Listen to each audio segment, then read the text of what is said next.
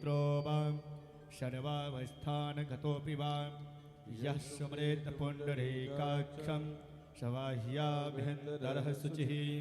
ॐ पुण्डरीकाक्षः पुनातु ॐ पुण्डरीकाक्षः पुनातु ॐ पुनातु पुण्डरीकाक्षः। ॐ मा इदं विष्णुचक्रमे त्रेधानि ददे पदं मां समूढमस्य पागुं सुरे स्वाहा।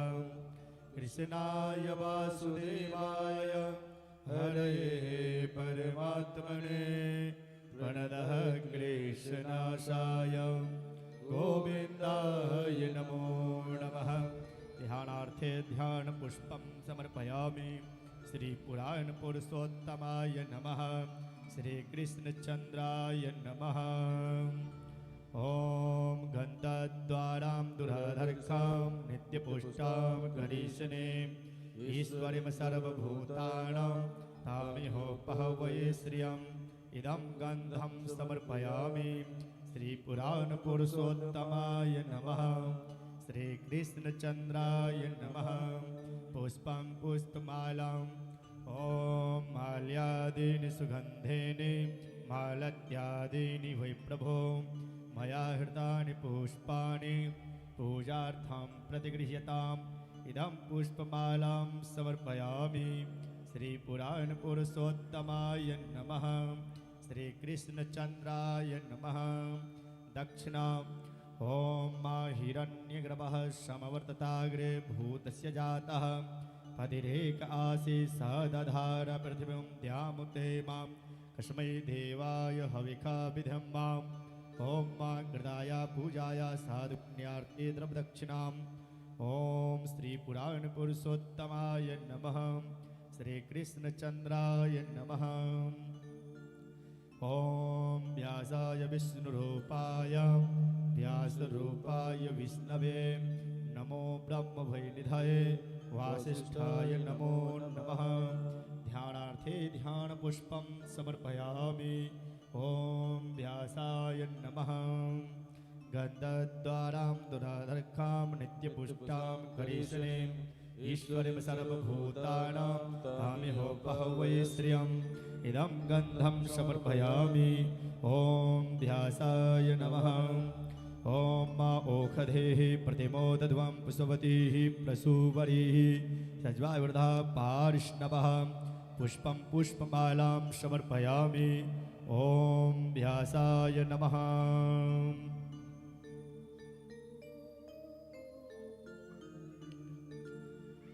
ॐ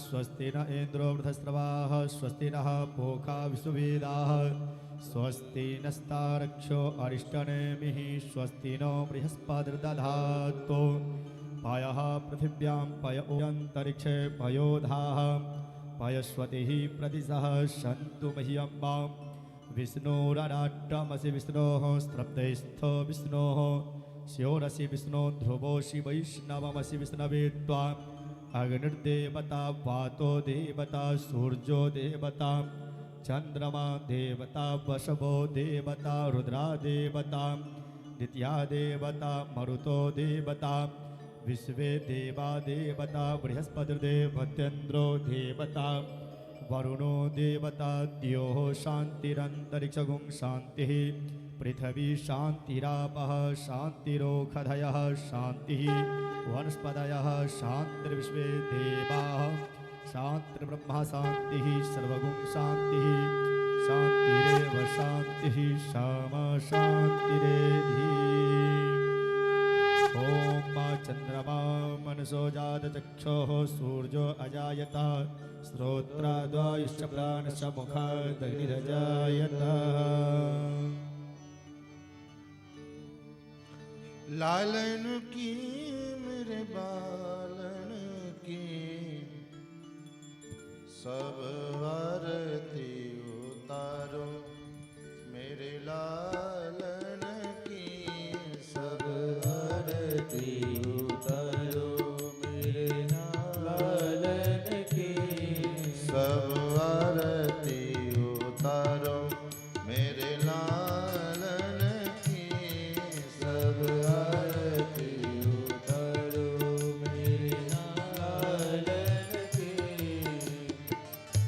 माता यशोमती करत आरती, माता यशोमती करत आरती।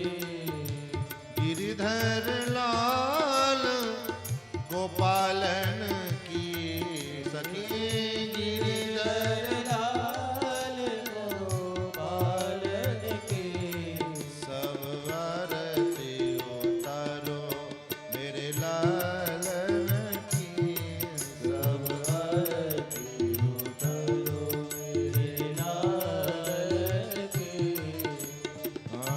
कंस निकंदन जय जगवंदन, कंस निकंदन जय जगवंदन।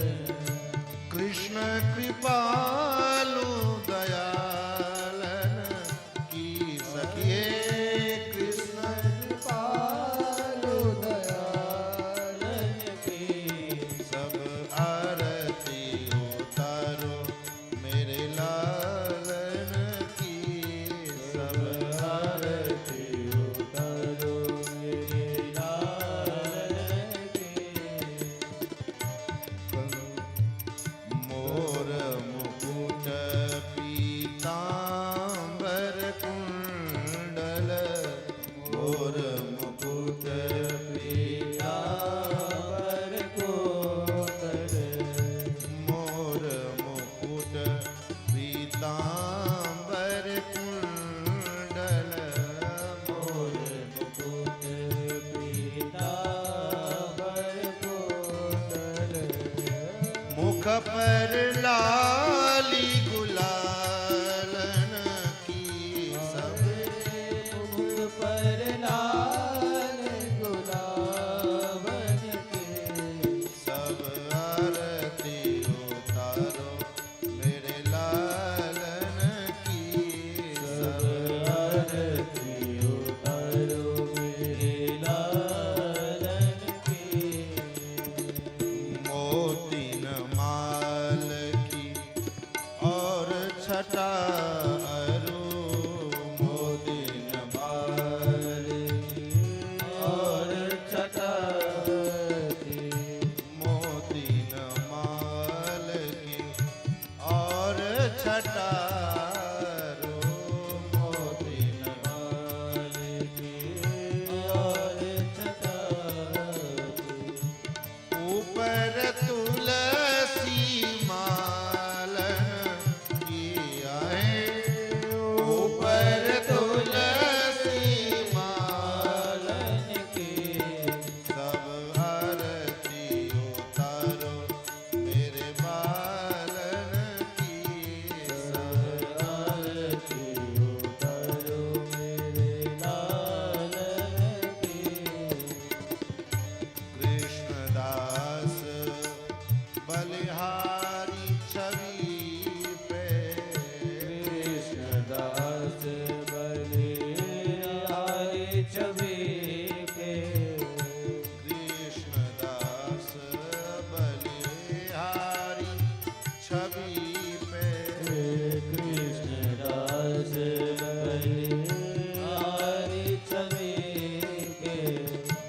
कृष्ण कन्हैया लालन की सखिए, कृष्ण कन्हैया लालन की सब आरती उतारो मेरे लालन की सब आरती उतारो मेरे लालन की सब आरती उतारो मेरे लालन की सब आरती उतारो मेरे लालन की। लालन की मेरे बालन की, लालन की मेरे लालन के लालन की मेरे बालन की लालन के मेरे लालन के सब आरती उतारो मेरे लालन की सब आरती उतारो मेरे लालन की सब आरती उतारो मेरे लालन की सब आरती उतारो मेरे लालन के मेरे लालन की मेरे लालन के ब्रह्मारार्तिक्यं समर्पयामि जलेन शीतलीकरणम् आरार्तिक्यं प्रतिग्रहणं पुष्पै देवाभिवन्दनं हरि जयेन जगमयजन्तदेवास्तानि धर्माणि प्रथमान्यासन्ना एहनाकं महिमानः सचञ्जितपूर्वेशाद्याः शान्तिदेवाः ॐ नारायणाय विद्महे वासुदेवाय धीमहि तन्नो विष्णुः प्रचोदयात् ॐ महादेव्यै च विद्महे विष्णुपत्न्यै च धीमहि तन्नो लक्ष्मी प्रचोदयात् नानासुगन्धपुष्पाणि यथा कालोद्भवानि च पुष्पाञ्जलिर्मया दत्ता गृहाणा परमेश्वर मन्त्रपुष्पाञ्जलिं समर्पयामि श्रीपुराणपुरुषोत्तमाय नमः श्रीकृष्णचन्द्राय नमः बोल दे श्री कृष्णचंद्र भगवान की जय व्यास जी महाराज की जय। आइए सभी भक्तों अपने अपने स्थान पर बैठ जाएं और पूज्य महाराज जी के द्वारा अमृतमय कथा के रिस्पॉन्स श्रवण करें। जय श्री राम।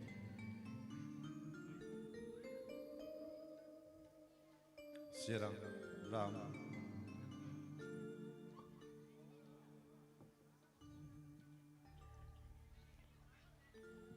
श्री सीतारामचंद्र भगवान की श्री अयोध्यानाथ भगवान की श्री वृंदावन बिहारी लाल की श्रीमद्भागवत महापुराण की सप्ताह ज्ञान महायज्ञ की जगत जननी जगदम्बा महारानी की हरि ओम तत्संजोड़ा वृणीमहे गातुं जज्ञाय गातुं जज्ञपतये नमः दैवी स्वस्तिरस्तु न स्वस्तिर्मानुषेभ्यः ऊर्ध्वं जिगातु भेषजं सन्नो अस्तु द्विपदे शं चतुष्पदे सदसस्पतिमद्भुतं प्रियेमिन्द्रस्य काम्यम् सनिमेधामयाशिषं मेधां मे वरुणो ददातु मेधामिन्द्रश्च वायुश्च मेधां धाता ददातु मे ऋक्यजुस्सामरूपाय वेदाहरणकर्मणे प्रणवोद्गीतवपुषे महास्वशिरसे नमः ज्ञानानन्दमयं देवं निर्मलस्फटिकाकृतिम् आधारं सर्वविद्यानां हयग्रीवमुपास्महे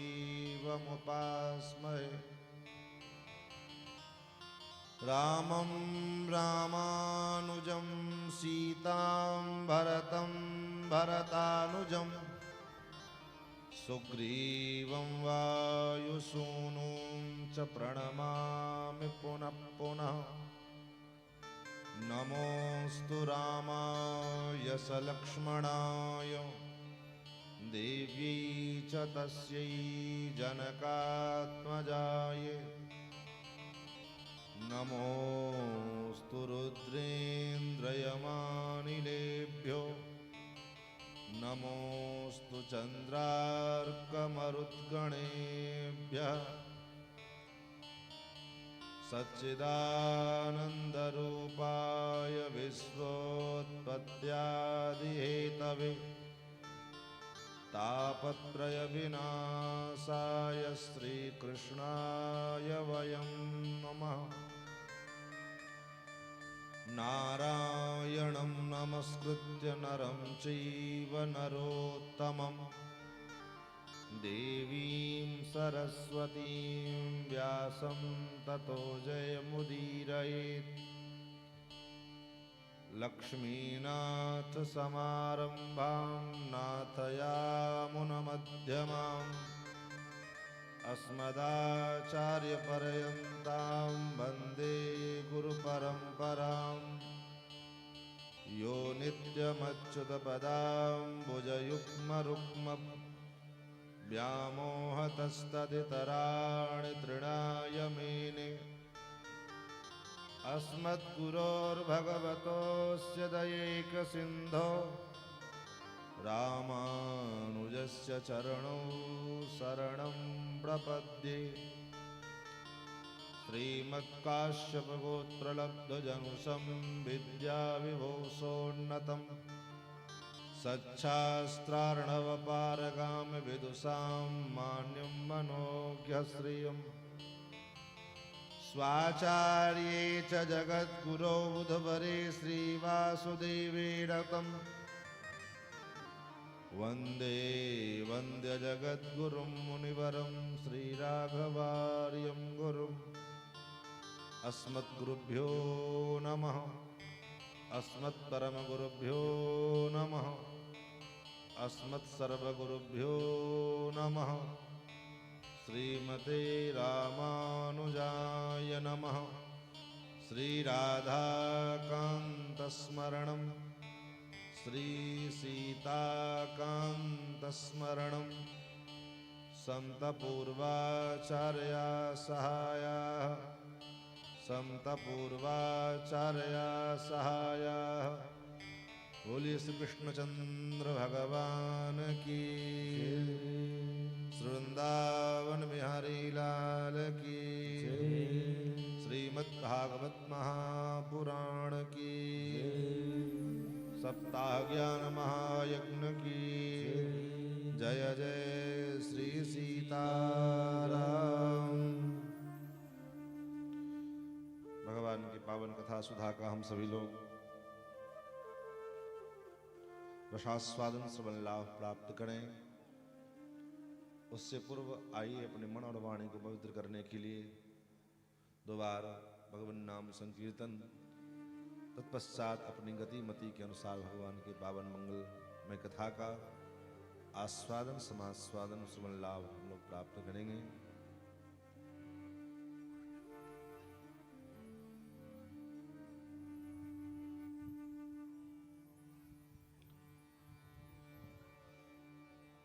गोविंद जय जय गोपाल जय जय गोविंद जय जय गोपाल जय जय गोविंद जय जय गोपाल जय जय गोविंद जय जय गोपाल जय जय।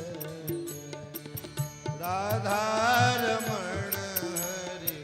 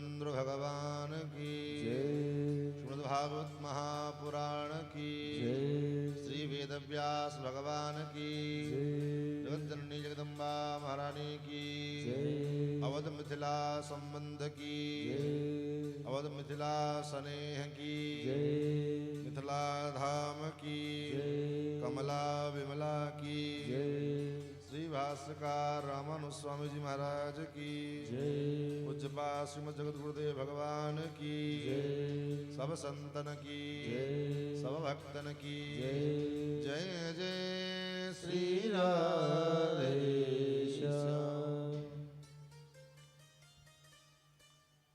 अनंत कोण ब्रह्मांडाधिनायक भक्तवांछा कल्तरो भक्तवत्सल शरणागत वत्सल सौशल्य वात्सल्य मार्दव आर्जव आदि गुणों के सुंदर भगवान नंद नंदन श्याम सुंदर श्री कृष्णचंद्र जिनकी ये शब्दमय विग्रह श्रीमद् भागवत कथा के रूप में हम और आप श्रवण लाभ प्राप्त कर रहे हैं। भगवान के दो प्रकार की जो विग्रह, एक प्रत्यक्ष परब्रह्म का सगुण साकार स्वरूप और दूसरा शब्दमय विग्रह। जब तक शब्दमय विग्रह का हम आश्रय नहीं ले लेते तब तक उस परब्रह्म का जो सगुण साकार स्वरूप है उसकी अनुभूति संभव नहीं है। और भगवान का शब्दमय विग्रह क्या है? बोले ये कथा ही भगवान का शब्दमय विग्रह। थोड़ा हमिंग कम कर दीजिए भैया, हमिंग आवाज जो है हमिंग कर रहा।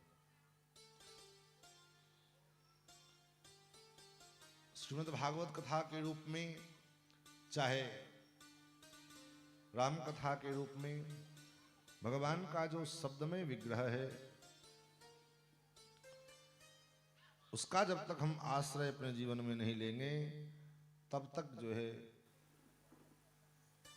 उस परब्रह्म का जो सगुण स्वरूप साकार है उस सगुण स्वरूप साकार का अनुभव संभव नहीं है।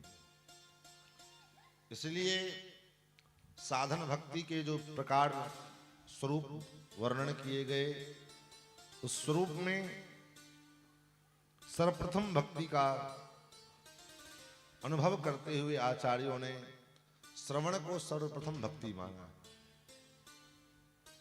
श्रवण के द्वारा ही, कथा सुन करके ही भगवान के चरणों का आश्रय जीव प्राप्त कर पाता है। भगवान का स्वरूप क्या है, भगवान का स्वभाव क्या है, इन सब चीजों का वर्णन, इन सब चीजों का निरूपण कथा के माध्यम से, श्रवण के द्वारा जब हम सुनते हैं, समझते हैं, जानते हैं, तब धीरे धीरे धीरे धीरे भगवान के चरणों की प्रीति अपने आप हृदय में उत्पन्न होने लगती है। इसलिए कहा श्रवणात् विदहेत पापम। श्रवण के द्वारा जीव के हृदय के अंदर, हमारे अंदर जो पाप हैं वो पाप धीरे धीरे धीरे धीरे जल करके समाप्त होने लगते हैं।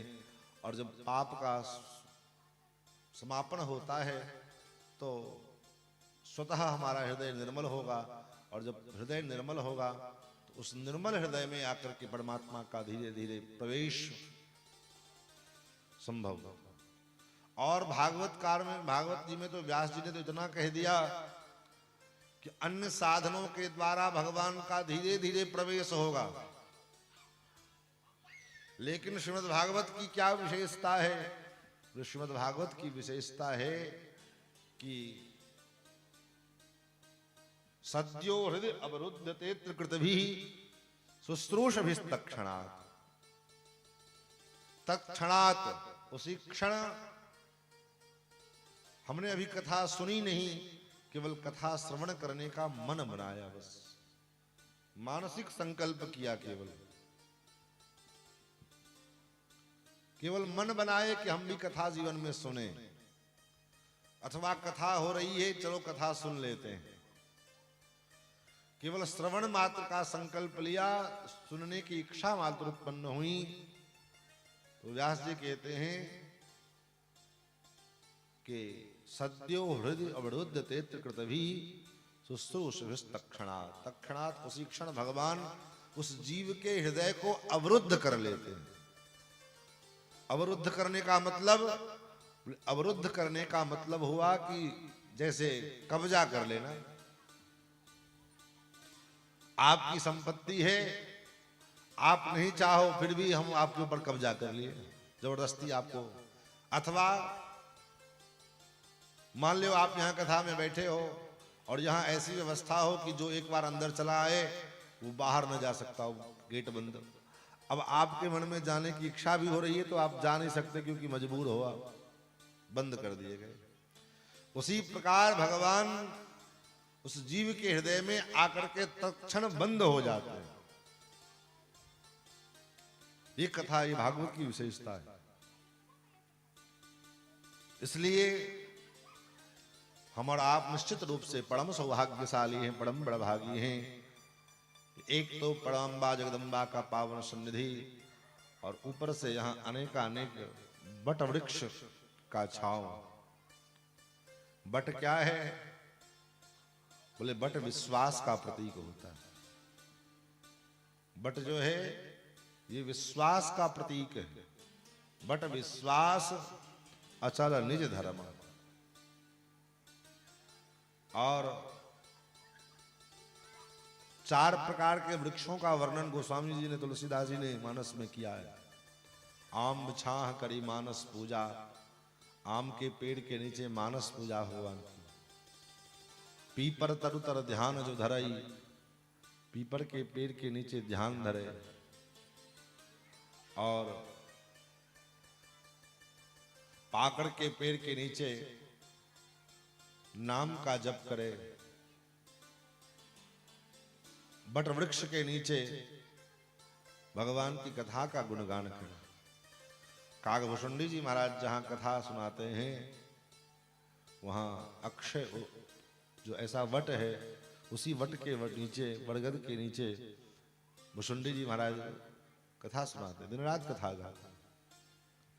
तो वट वृक्ष की छत्र छाया में और भगवती पराम्बा के पावन गोद में बैठ करके हम और आप इस 7 दिवसीय ज्ञान महायज्ञ का समाश्रयन, आस्वादन, रसास्वादन, श्रवण लाभ प्राप्त कर रहे हैं।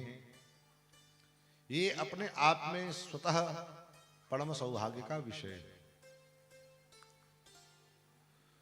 कथा के द्वितीय सत्र में हम लोग प्रवेश करें। कल की कथा में हम लोगों ने भागवत जी के संक्षिप्त महात्म का चर्चा, महात्म का स्वरूप का वर्णन श्रवण किया।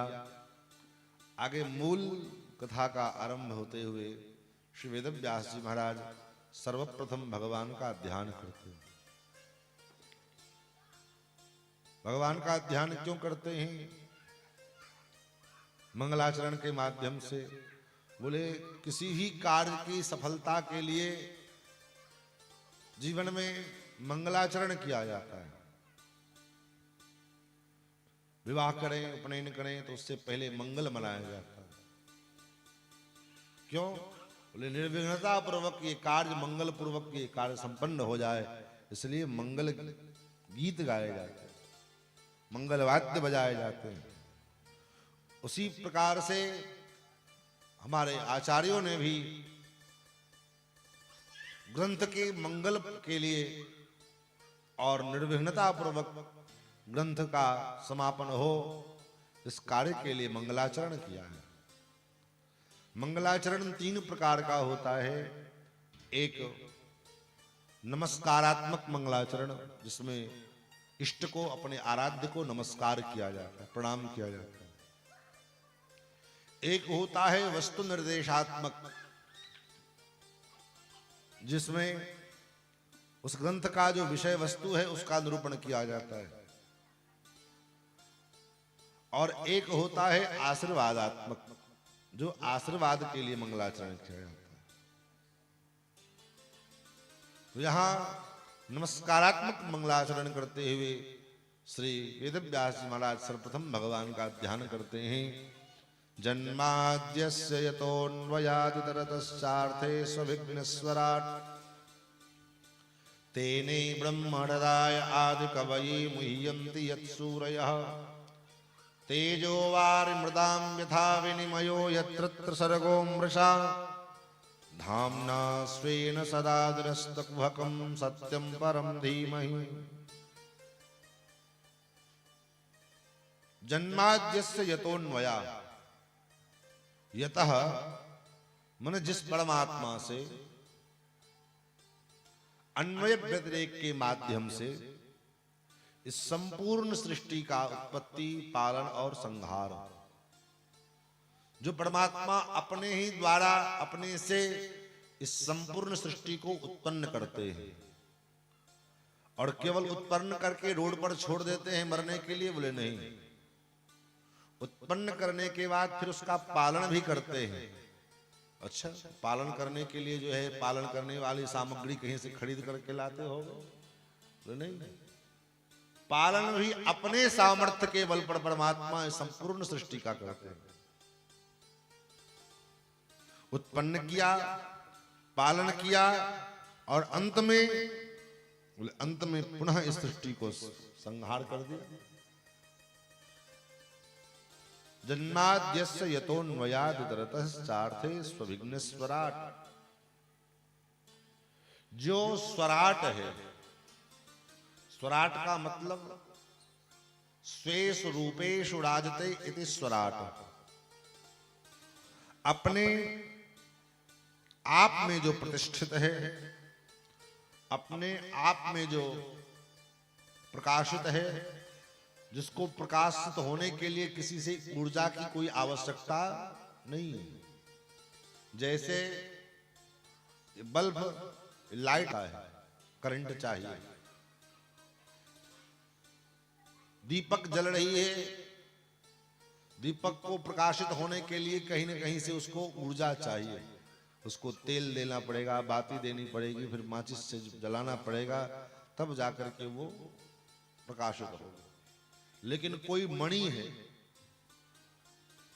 उस मणि को प्रकाशित होने के लिए न तेल की आवश्यकता है, न घी की आवश्यकता है, न बाती की आवश्यकता है, और न तो जो है किसी प्रकार के करंट की जो है आवश्यकता है। चूंकि वो मणि है तो मणि अपने आप स्वयं प्रकाशित है। उसी प्रकार संपूर्ण सृष्टि को जो प्रकाशित करने वाला है, जिनके द्वारा संपूर्ण सृष्टि का प्रकाशन होता है। इसलिए तो पार्वती जी ने पूछा कि राम कौन है, तो उस राम के पर जो है परिभाषित करने में भगवान शंकर कहते हैं, हे देवी, जो संपूर्ण जगत का परम प्रकाशक है, सब के परम प्रकाशक जोई, सब के परम प्रकाशक जोई, सब के परम प्रकाशक जोई, सबके परम प्रकाशक जोई, राम अनादि अवधपति सोए, राम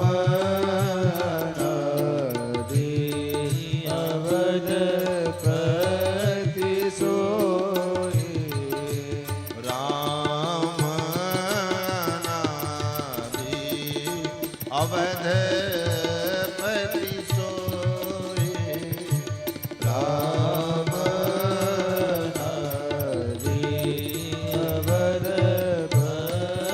सोए। सबकर परम प्रकाशक जोई, जो सबके परम प्रकाशक है, प्रकाशक तो सूर्य भी हैं, प्रकाश प्रदान करने वाले सूर्य भी हैं, चंद्रमा हैं, लेकिन सूर्य चंद्रमा परम प्रकाशक नहीं है। सूर्य चंद्रमा को भी जो प्रकाश देने वाला है,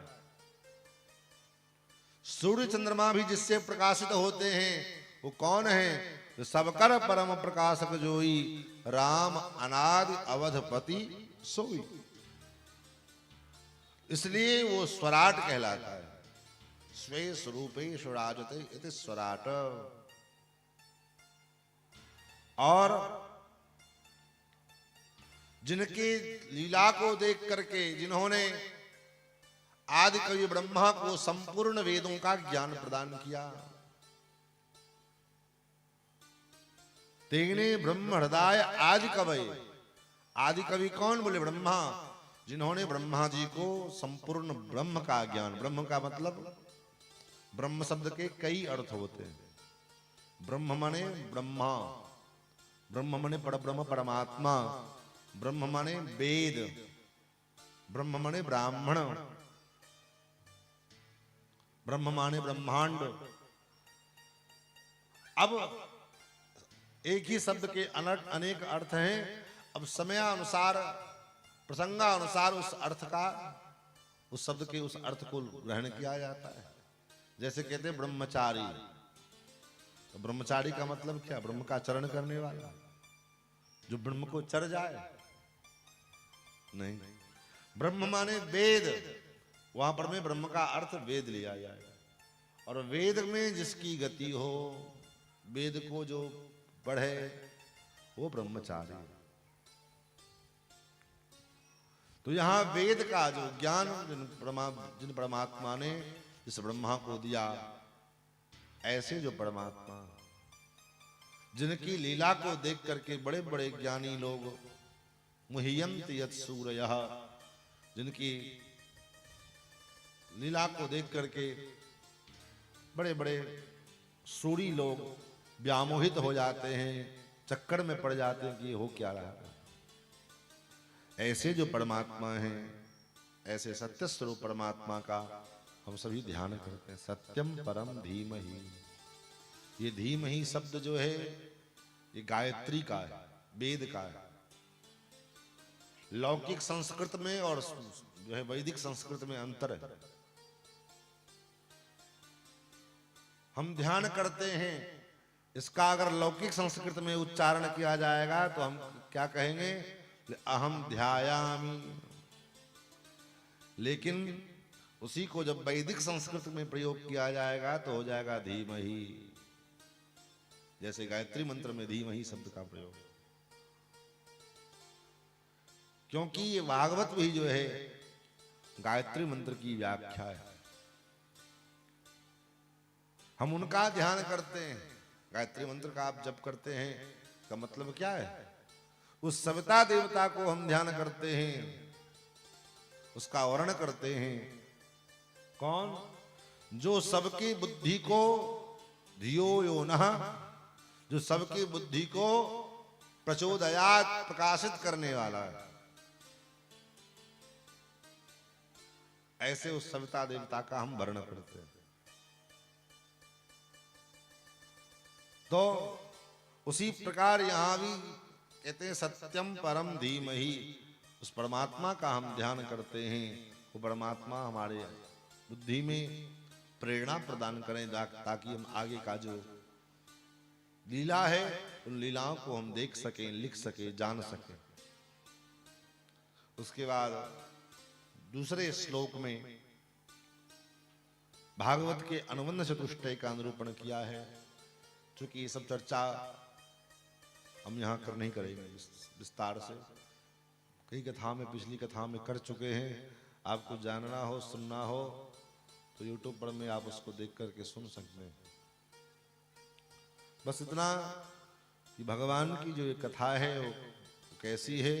वे हमारे जीवन के जो 3 प्रकार के ताप हैं, वो तीनों प्रकार के तापों को विनाश कर देती है। कौन कौन से ताप? दैहिक, दैविक और भौतिक। ये 3 प्रकार के जो ताप हमारे जीवन में हैं, इन त्रय ताप का जो है निवारण करने वाली कथा है। क्योंकि कल भी आपने श्रवण किया कि कि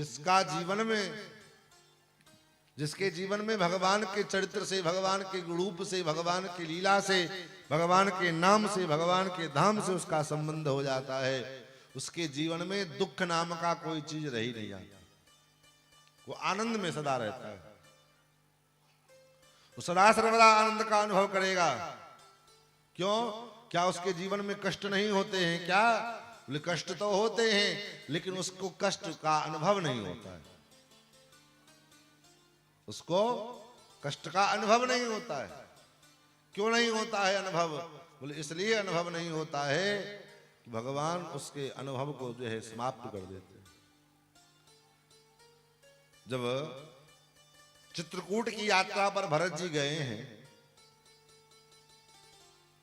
तो क्या उस यात्रा के क्रम में जो कांटे, जो कंकर राम जी के पैर में लगे, क्या वो कांटे, वो कंकर कहीं चले गए थे क्या?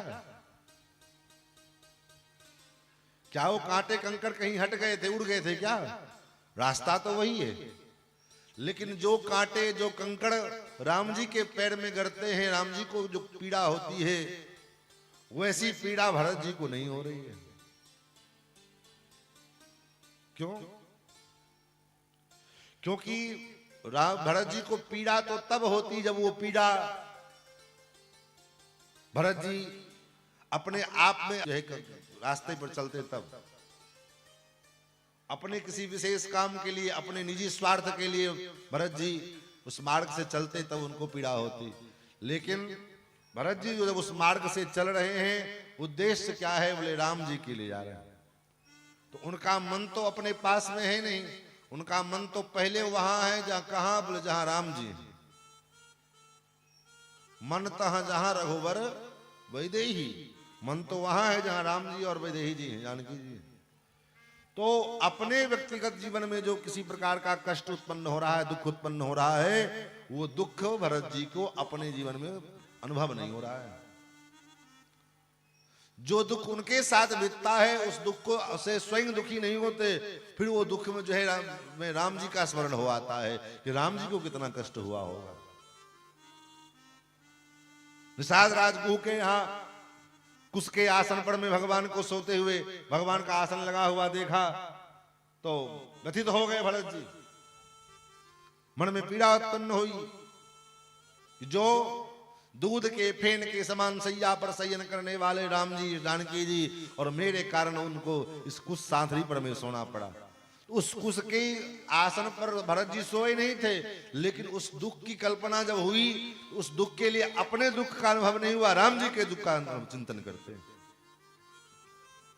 तो कारण क्या है? कारण ये है कि जब अपन मन अपने अंदर हो, अपने समीप हो, तब ना। मन तो कहां है? बोले मन तो भगवान श्री सीताराम जी के चरणों में डूबा हुआ है महाराज। इसलिए जो महात्मा हैं, जो संत हैं, जो भक्त हैं, कष्ट उनके जीवन में भी आता है, शारीरिक परेशानियां उनके जीवन में भी आती है, आधी व्याधि उनके जीवन में भी आता है, लेकिन उस आधी व्याधि को अपने हृदय से स्वीकार नहीं करते, उनको उसका अनुभव नहीं होता है। तो महाराज यही है तापत्रयोन्मूलनम, तीनों प्रकार के तापों का उन्मूलन यही तो है। और आगे 6 प्रकार के प्रश्न सूत जी से शौनकादि ऋषियों ने किया है। पहला प्रश्न किया, किम श्रेयः, मानव मात्र का परम श्रेय क्या है? मानव जीवन में हमने जन्म लिया, मनुष्य शरीर धारण करके आए, तो क्या मानव का इतना ही कर्तव्य है कि वो बढ़िया कपड़ा पहन ले, बढ़िया मकान बना ले, बढ़िया गाड़ी में चढ़ ले, बढ़िया बढ़िया जो है भोजन कर ले, खूब बढ़िया रेस्टोरेंट में खाना खा ले, बढ़िया साबुन लगा ले, बढ़िया तेल लगा ले, बढ़िया कंपनी का जो है ये इत्र लगा ले, यही उसका परम कर्तव्य है या कुछ और है? मानव शरीर धारण करने का परम लक्ष्य क्या है? ये प्रश्न है। और हम लोग भी मानव हैं, मनुष्य शरीर धारण करके आए हैं, तो ये प्रश्न हमारा भी है, आपका भी है, क्योंकि आहार निद्रा भय मैथुनम च सामान्य में तत्पशुभर नराणाम, सो लेना, खा लेना, पी लेना, बच्चों को जन्म दे देना, ये सब क्रिया मनुष्य में और पशु में सामान्य होते हैं। दोनों में कोई अंतर नहीं है। तब फिर दोनों में अंतर क्या रह गया? मनुष्य में और पशु में अंतर क्या है? बोले यही अंतर है, धर्मो हि तेषां अधिको विशेषः, धर्मो ही तेषां अधिको विशेषः। एक चीज की विशेषता मनुष्य में है जो पशु में नहीं है। क्या विशेषता है? बोले मनुष्य के पास धर्म का ज्ञान है, धर्म के पालन की क्षमता है, जो पशुओं के पास में नहीं है। अन्यथा पशुआ आवे पशुआ जाए, पशुआ रहे व पशुआ खाए। संसार में पशु भी आता है, पशु भी चला मर जाता है, अपना पेट भर लेता है। हमसे आपसे अच्छा तो पशु है। हम लोगों ने, इस मानव ने प्रकृति के संपूर्ण व्यवस्था के ऊपर में अपना दोहन किया, संपूर्ण प्रकृति का शोषण किया हम लोगों ने। लेकिन उसके बाद भी महाराज सुखी नहीं है, फिर भी हम दुखी हैं, परेशान हैं। जब देखो जिसको देखो डिप्रेशन में जी रहा है। निजी स्वार्थ के लिए मकान बनाया, मकान बनाने के लिए सरिया चाहिए, गिट्टी चाहिए, लोहा चाहिए, मोड़ंग चाहिए, सीमेंट चाहिए, बालू चाहिए।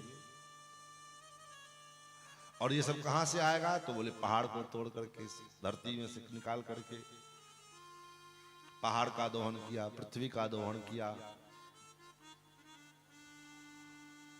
और उतना ही नहीं, वायु का दोहन किया। प्राकृतिक वायु को त्याग करके निजी स्वार्थ के लिए, अपने स्वार्थ के लिए कृत्रिम वायु को प्राप्त करके और प्राकृतिक वायु को दुनिया के लिए छोड़ दिया। उसमें भी जो जहरीले वायु जिससे अन्य जीवों का नुकसान होने वाला है, उसको दुनिया के लिए, समाज के लिए छोड़ दिया। इतना शोषण किया, इतना दोहन किया, और उसके बाद भी हमारा मन नहीं भरा। आज तक हम परेशान हैं, आज भी हम दुखी हैं, आज भी हम लोग हैं। लेकिन पशु पक्षी, पशु पक्षी को कोई टेंशन है? आज जो वो पर सवेरे और सवेरा हुआ, उसका पेट भरा, गया बाहर घूम फिर करके दिन भर अपना जो है दाना चुगा, इधर उधर किया, पेट भर गया, शाम होते ही अपनी घोंसला में आकर के बैठ गए। अब कल क्या होगा? वो अपने कल के लिए दाना भर करके नहीं लाता है अपने घोंसले में, चाहे अपने चोच में, कि कल क्या पता जो है मिलेगा कि नहीं मिलेगा। उसकी चिंता, कल की चिंता उसको नहीं है, इसलिए वो मस्त है। और हम लोग मानव प्रजाति, बोले मानव प्रजाति का जो है क्षुधा इतनी तीव्र है, इतना जो है विस्तृत है, इतना विस्तार है कि हमारी क्षुधा नष्ट होने को नाम नहीं लेती। इन्हीं सब के लिए, क्योंकि चतुर्थ स्कंद में कहा, संतुष्टया येन केनवा, येन केन प्रकार से जीवन में संतुष्ट होना चाहिए, संतोष आना चाहिए। क्योंकि जब तक जीवन में संतोष नहीं आ जाएगा, तब तक हम जीवन में सुखी नहीं हो पाएंगे। दुनिया का सारा संपत्ति भी प्राप्त हो जाए, फिर भी हमको सुख नहीं मिलेगा। क्यों? क्योंकि जीवन में संतोष नहीं है। इसलिए कहा, कोवा दरिद्रो, दुनिया का सबसे बड़ा दरिद्र कौन है? तो दुनिया का सबसे बड़ा दरिद्र वो नहीं जिसके पास खाने के लिए एक मुट्ठी आटा और चावल घर में नहीं है। दुनिया का सबसे बड़ा दरिद्र वो भी नहीं जिसके पास पहनने के लिए कपड़े नहीं है।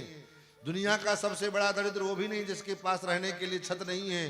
तब दुनिया का सबसे बड़ा दरिद्र वो है जिसके पास, जिसकी तृष्णा बड़ी विशाल है। कोवा दरिद्रो ही विशाल तृष्णा, जिसकी तृष्णा बड़ी विशाल है, वही जीव दरिद्र है।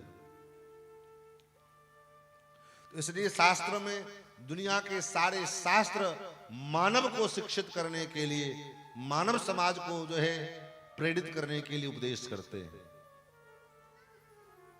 भाई 84 लाख योनियां हैं, तो ये कथा कीर्तन सत्संग ये मानव के लिए ही क्यों कंपलसरी है? गाय को भी तो कथा सुननी चाहिए, कुत्ता बिल्ली को भी तो कथा सुननी चाहिए। बोले कथा सुनने के लिए कुत्ता बिल्ली की कोई आवश्यकता नहीं है। क्यों? क्योंकि कुत्ता बिल्ली का जो स्वभाव है, उसका जो धर्म है, वो अपने स्वभाव अपने धर्म के अनुसार अपना जीवन जी रहा है। मनुष्य को छोड़ करके बाकी जितनी भी योनियां हैं, इस सारे योनियों में बड़े जीव अपने प्रकृति के अनुसार उसके जो नियम बनाए गए, उसके जो धर्म बनाए गए, उन नियमों का, उन धर्मों का वो अक्षरशः पालन कर रहा है। बिगड़ तो हम आप गए हैं, मनुष्य गया है। इसलिए सुधारना मनुष्य को है। नहीं तो विचार करो, गाय 10 दिन की भूखी हो, भैंस 10 दिन का भूखा हो, लेकिन अगर उसके सामने उसकी नादी में बढ़िया चिकन मटन बना करके अगर रख दोगे तो क्या खाएगी? भले भूखे मर जाएगी, लेकिन उसको नहीं खाएगी। क्यों? भूखी है, खाना चाहिए उसको, वो नहीं खा सकती। क्यों? क्योंकि इस प्रकृति ने उसके लिए वो आहार निर्धारित नहीं किया है।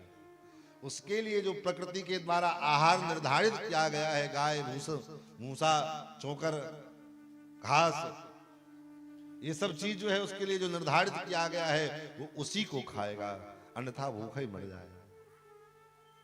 उसी में जो हिंसक जीव हैं, जो सिंह हैं, सिंह कितना भूखा रहे, उसके सामने भूसा पड़ोस दो,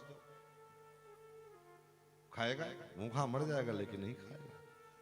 तो उसी प्रकार प्रकृति के जितने भी पशु पक्षी योनियां हैं, कीट पतंग जितने, ये सब अपने नियति प्रकृति के द्वारा निर्धारित आहार विहार का पालन करते हैं। बिगड़ तो हम मनुष्य गए हैं कि पता ही नहीं चलता मनुष्य का आहार क्या है। मनुष्य किस कैटेगरी में आता है? शाकाहारी में आता है कि मांसाहारी में आता है? किस कैटेगरी में हम मानव आते हैं? कोई निर्धारित है? कुछ कंफर्मेशन है? जो मिल गया, जहां से मिल गया, जैसे मिल गया, खाने योग्य है कि नहीं है, पवित्र है या नहीं है, उससे कोई लेना देना नहीं। इसलिए जीवन में सत्संग की आवश्यकता, शिक्षा की आवश्यकता मानव को है। इसलिए सारे वेद पुराण शास्त्र मानव को शिक्षित करने की बात कहते हैं, क्योंकि मानव शिक्षित होगा तो संपूर्ण ब्रह्मांड शिक्षित हो जाएगा। क्योंकि मानव के अंदर वो कल्प जो है शक्ति है, एक पशु को भी शिक्षित कर देता है और पशु शिक्षित हो जाएगा। एक पशु को भी आप प्रेम से बार बार कोई चीज का रट लगा करके उसको सुखाओ, सुनाओ, तो धीरे धीरे उसको रट लेगा, सीख लेगा। जैसा आप उसको स्वभाव बनाओगे बन जाएगा। लेकिन हम मनुष्य, इसलिए बार बार शास्त्रों में यही कहा, मानव का परम श्रेय क्या है, मानव का परम कर्तव्य क्या है, मानव को क्या करना चाहिए, मनुष्य देह धारण करने के बाद उस मानव का क्या कर्तव्य है, ये सारे ग्रंथ बताते हैं। चाहे वो भागवत पढ़ लो, चाहे रामायण पढ़ लो, चाहे गीता पढ़ लो, चाहे वेद पढ़ लो, चाहे पुराण पढ़ लो, जितने भी ग्रंथ हैं उन सभी ग्रंथों में मानव मात्र को उपदेश करने की बात कही गई है। क्यों? क्योंकि यही एक ऐसा शरीर है जो, ये शरीर धर्म प्रधान शरीर है, कर्म प्रधान शरीर है। मानव शरीर के अतिरिक्त जितना भी शरीर है ये भोग प्रधान है, ये कर्म प्रधान नहीं है। गाय को किसी तीर्थ में जाने की आवश्यकता नहीं है, भैंस को किसी जो है देवालय में जाकर के पूजा करने की आवश्यकता नहीं है, किसी पेड़ किसी पक्षी पशु को जो है कुछ नहीं। वो तो मनुष्य शरीर में जैसा कर्म उसने किया तत्त योनियों में जाकर के उन कर्मों का फल वो भोग रहा है। बाकी कर्म करने का अधिकार केवल मनुष्य मात्र को है, मानव शरीर को है। इसलिए तो कहा, बड़े भाग मानुष तन पावा, बड़े भाग मानुष तन पावा, बड़े भाग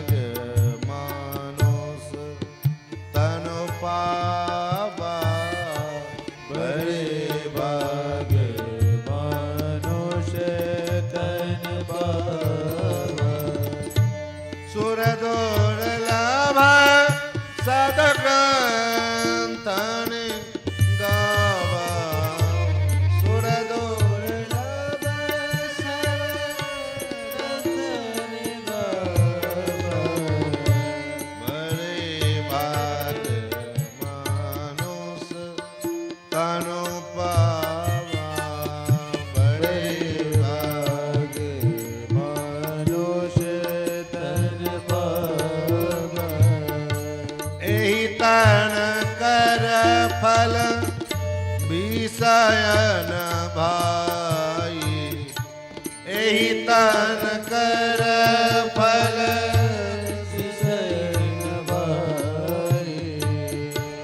एहि तन कर फल विषयन भाई एहि तन कर फल विषयन भाई स्वर्गों स्वर्गंत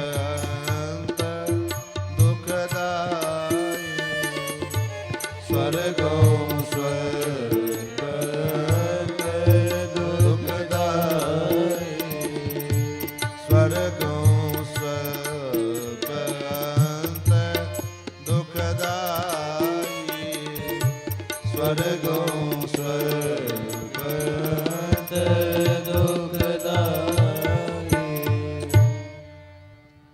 बड़े भाग मानुष तन पावा। मानव शरीर में जन्म लेने के लिए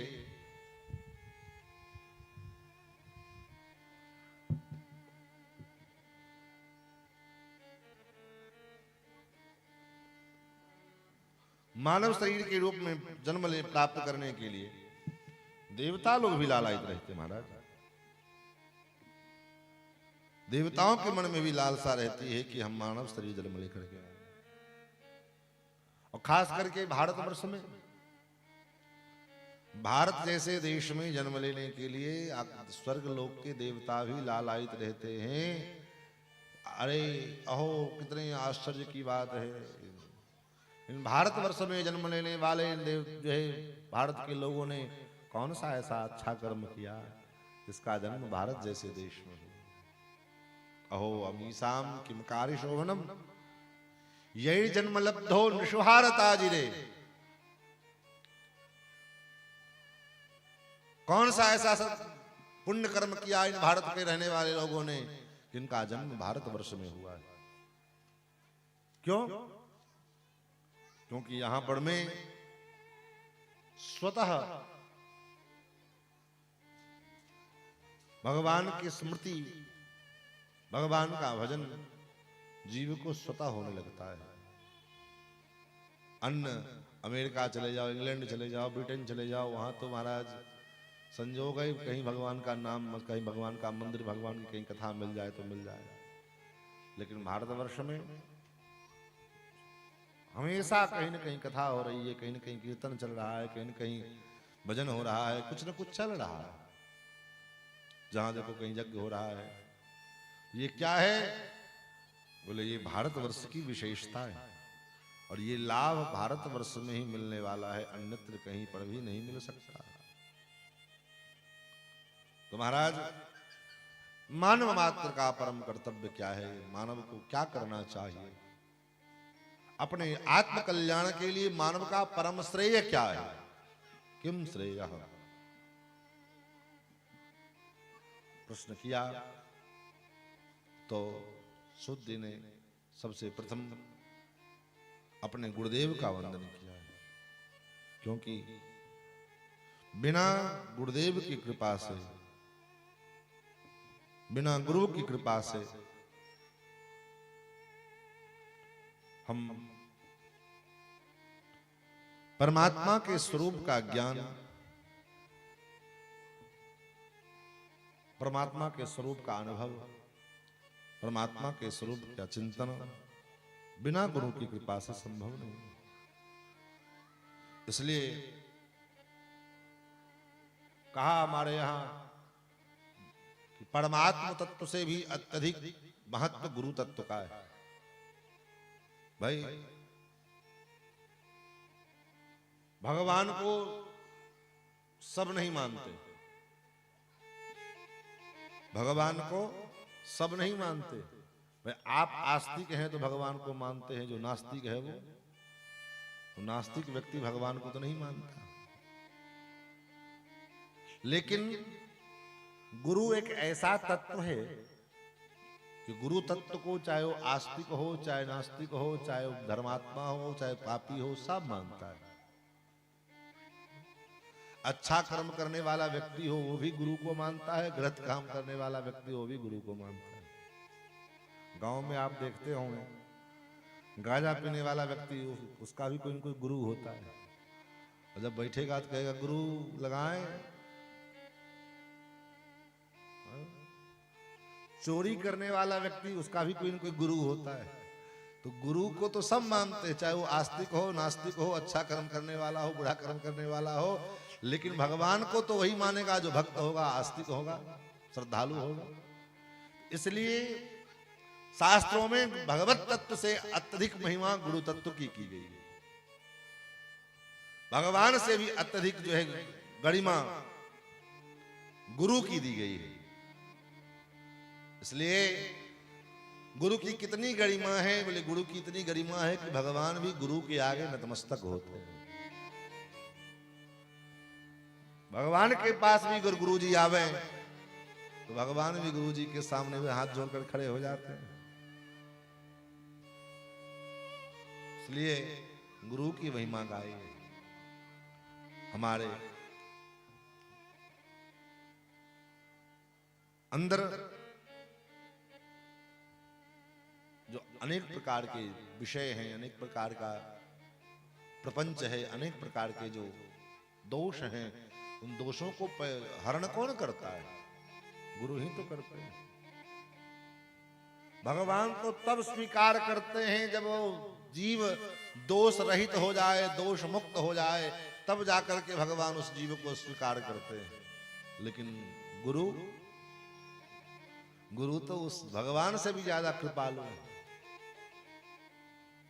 भगवान क्या कहते हैं? निर्मल मन जन सो मोहि पावा, मोहि कपट छल छिद्र न भावा।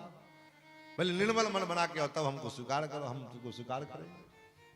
लेकिन वो गुरु क्या करते हैं? बोले तुम निर्मल मन हो चाहे ना हो, तुम मेरे पास हो, तुम्हारे मन को निर्मल बनाने का काम तो मेरा है, हम तुमको निर्मल बना देंगे। जैसे माँ में और बाप में क्या अंतर है? बोले बच्चा अगर बड़ा सजा धजा है, श्रृंगार किया है, फ्रेश है, बिल्कुल साफ सुथरा है, तब तो बाप बड़ा प्यार करेगा, आओ बेटा आओ, तब तो बड़ा लाड़ से प्यार से गोद में दुलाड़ करेगा। और बच्चा अगर गंदा लगाया हुआ है तो, शरीर में गंदगी लगी है तो ले जाके दे देगा, ले सब पहले इसको सफा करो, साफ करो। तो वो माँ का जो वात्सल्य है उतना वात्सल्य गुरु में होता है। यहाँ क्या तक कि क्या कहें, गुरु माँ से भी अत्यधिक वात्सल्य गुरु में होता है। माँ तो केवल संसार की बाह्य कचरा को साफ करती, गंदगी को धोती है, लेकिन गुरु बोले आचार्य जो है उस जीव के, अपने शिष्य के बाह्य और आभ्यंतर, बाहरी और अंतर दोनों के गंदगी को अपने ज्ञान के द्वारा, अपने ज्ञान के प्रकाश के द्वारा, अपने ज्ञान रूपी निर्मल जल के द्वारा उसको धो डालते हैं। इसलिए गुरु की महिमा को गान करना, गुरु की महिमा को जानना बड़ा कठिन है। इस योग्य हम कहाँ हैं, गुरुवर तुम्हें मनाए, इस योग्य हम कहाँ हैं, गुरुवर तुम्हें मनाए, इस योग्य हम कहाँ हैं, गुरुवर तुम्हें मनाए।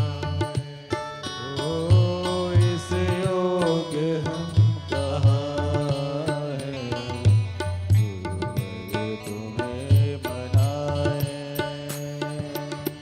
फिर भी मना रहे हैं, फिर भी मना रहे हैं, फिर भी मना रहे हैं, फिर भी मना रहे हैं, शायद वो मान जाए, इस योग्य हम कहाँ हैं,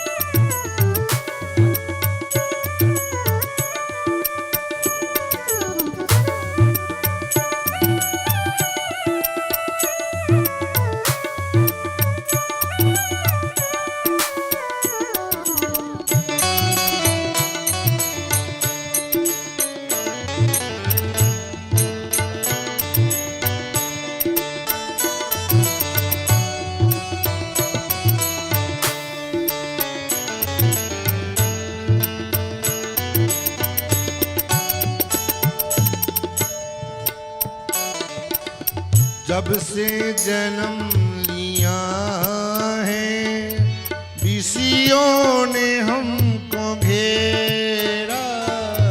जब से जन्म लिया है ऋषियों ने हमको घेरा। जब से जन्म लिया है ऋषियों ने हमको घेरा। जब से जन्म लिया है ऋषियों ने हमको घेरा। जब से जन्म लिया है ऋषियों ने हमको घेरा। जब से जन्म लिया है ऋषियों ने हमको घेरा। छल और कपट ने डाला इस भोले मन पे डेरा। छल और कपट ने डाला इस भोले मन पे डेरा। छल और कपट ने डाला इस भोले मन पे डेरा। छल और कपट ने डाला इस भोले मन पे डेरा। सद्बुद्धि को अहम ने सद्बुद्धि को अहम ने हरदम रखा दबाए। इस योग्य हम कहाँ हैं, गुरुवर तुम्हें मनाए। इस योग हम कहाँ हैं,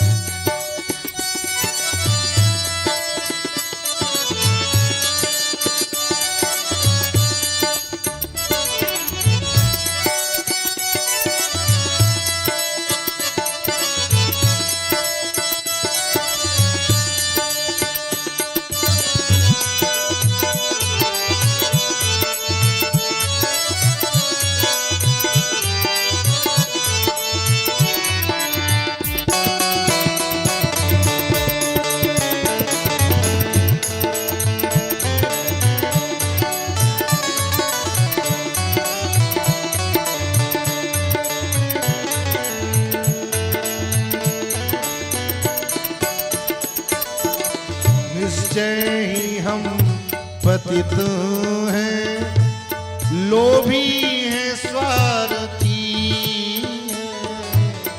निश्चय ही हम पतित हैं लोभी हैं स्वार्थी हैं। निश्चय ही हम पतित हैं लोभी हैं स्वार्थी हैं। निश्चय हम पतित लोभी है स्वार्थी हैं। तेरा ध्यान जब लगाए तेरा ध्यान जब लगाए माया पुकारती है। तेरा ध्यान जब लगाए माया पुकारती है। सुख भोगने की इच्छा कभी तृप्त हो न पाए। सुख भोगने की इच्छा कभी तृप्त हो न पाए। योग्य हम कहाँ हैं, गुरुवर तुम्हें मनाए। इस योग्य हम कहाँ हैं, गुरुवर तुम्हें मनाए। इस योग्य हम कहाँ हैं, गुरुवर तुम्हें मनाए।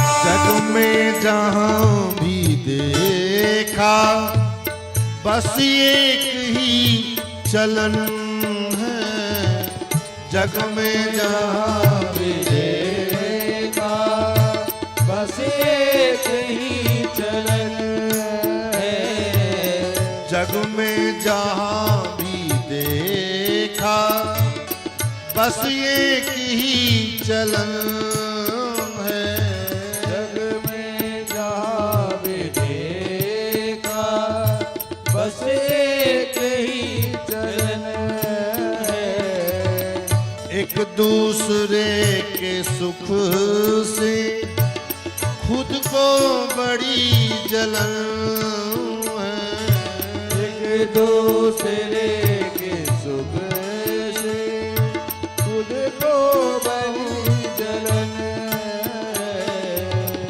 एक दूसरे के सुख से खुद को बड़ी जलन है एक दूसरे के सुख से खुद को बड़ी जलन है खुद को पाले का जो का कोई समझ न पाए कर्मों का लेखा जोखा कोई समझ न पाए इस योग्य होता है गुरुवर तुम्हें बनाए इस योग्य हम कहाँ हैं, गुरुवर तुम्हें मना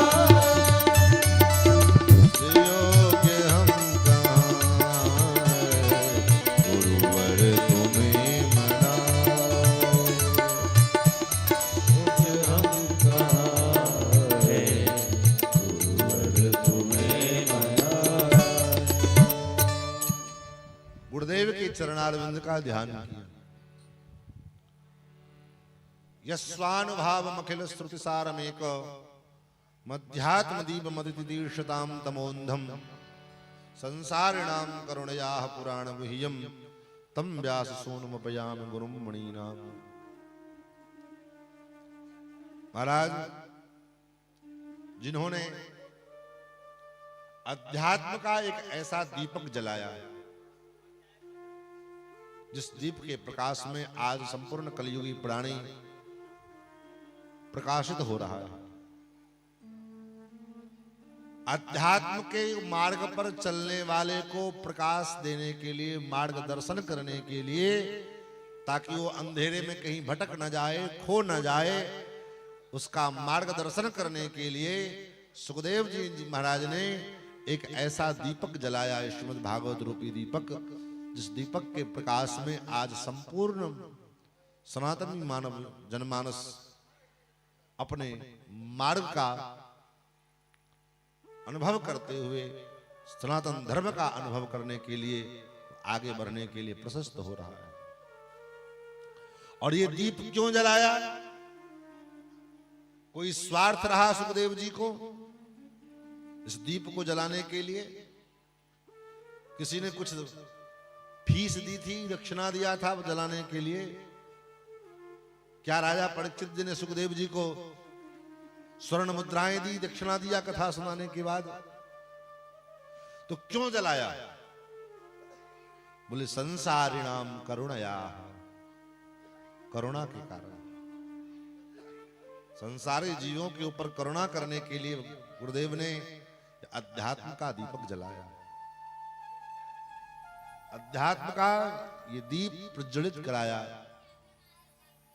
और ऐसे जो सुखदेव जी हैं, संसारिणाम करुणया पुराण गुह्यम तम व्यास सूनुपयामि गुरुम मुनीना। ऐसे जो व्यास सूनु, व्यास जी के पुत्र हमारे पूज्य गुरुदेव सुखदेव जी हैं, उन गुरुदेव को बारंबार मैं प्रणाम करता हूं। महाराज फिर देवी भगवान नारायण की वंदना की, नर नारायण का वंदन किया। और देवी सरस्वती की वंदना की, भगवान व्यास के चरणों में प्रणाम किया और प्रथम प्रश्न का उत्तर देते हुए श्री सूत जी कहते हैं, जो अपने को मानव मानते हैं, मानव शरीर में अपने को जानवर जानते हैं तब तो कोई बात नहीं,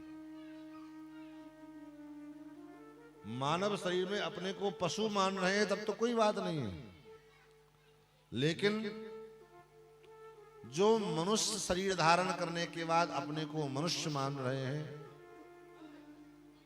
अपने को मानव मान रहे हैं, ऐसे जो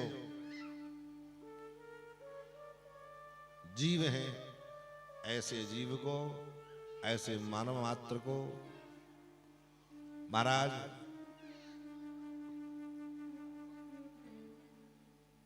ऐसे जीव का उद्धार के लिए परम श्रेय क्या है, ये पहला प्रश्न। और उसके उत्तर में श्री सूत जी महाराज कहते हैं कि मानव मात्र का परम कर्तव्य है वासुदेवे भगवती भक्ति योग प्रयोजितः, भगवान वासुदेव के चरणों की भक्ति करें। और कैसी भक्ति?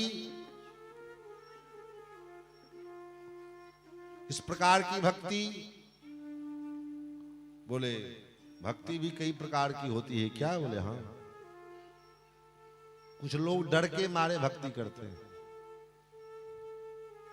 भगवान अगर होंगे तो क्या होगा, हम पूजा पाठ नहीं करते हैं, कहीं भगवान होंगे तब तो हमारी वो सुटाई होगी, वो सुटाई होगी, जिसका कोई जवाब नहीं।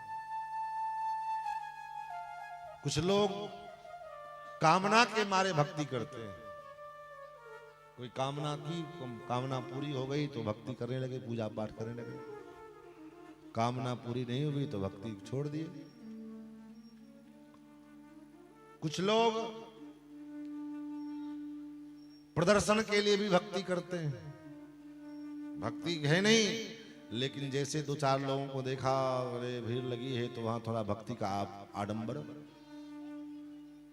व्यक्तिगत जीवन में उनके भक्ति से कोई लेना देना नहीं है, लेकिन कुछ लोगों को दिखाने के लिए, प्रदर्शन करने के नाम पर में भक्ति करना लोगों का अभ्यास होता है।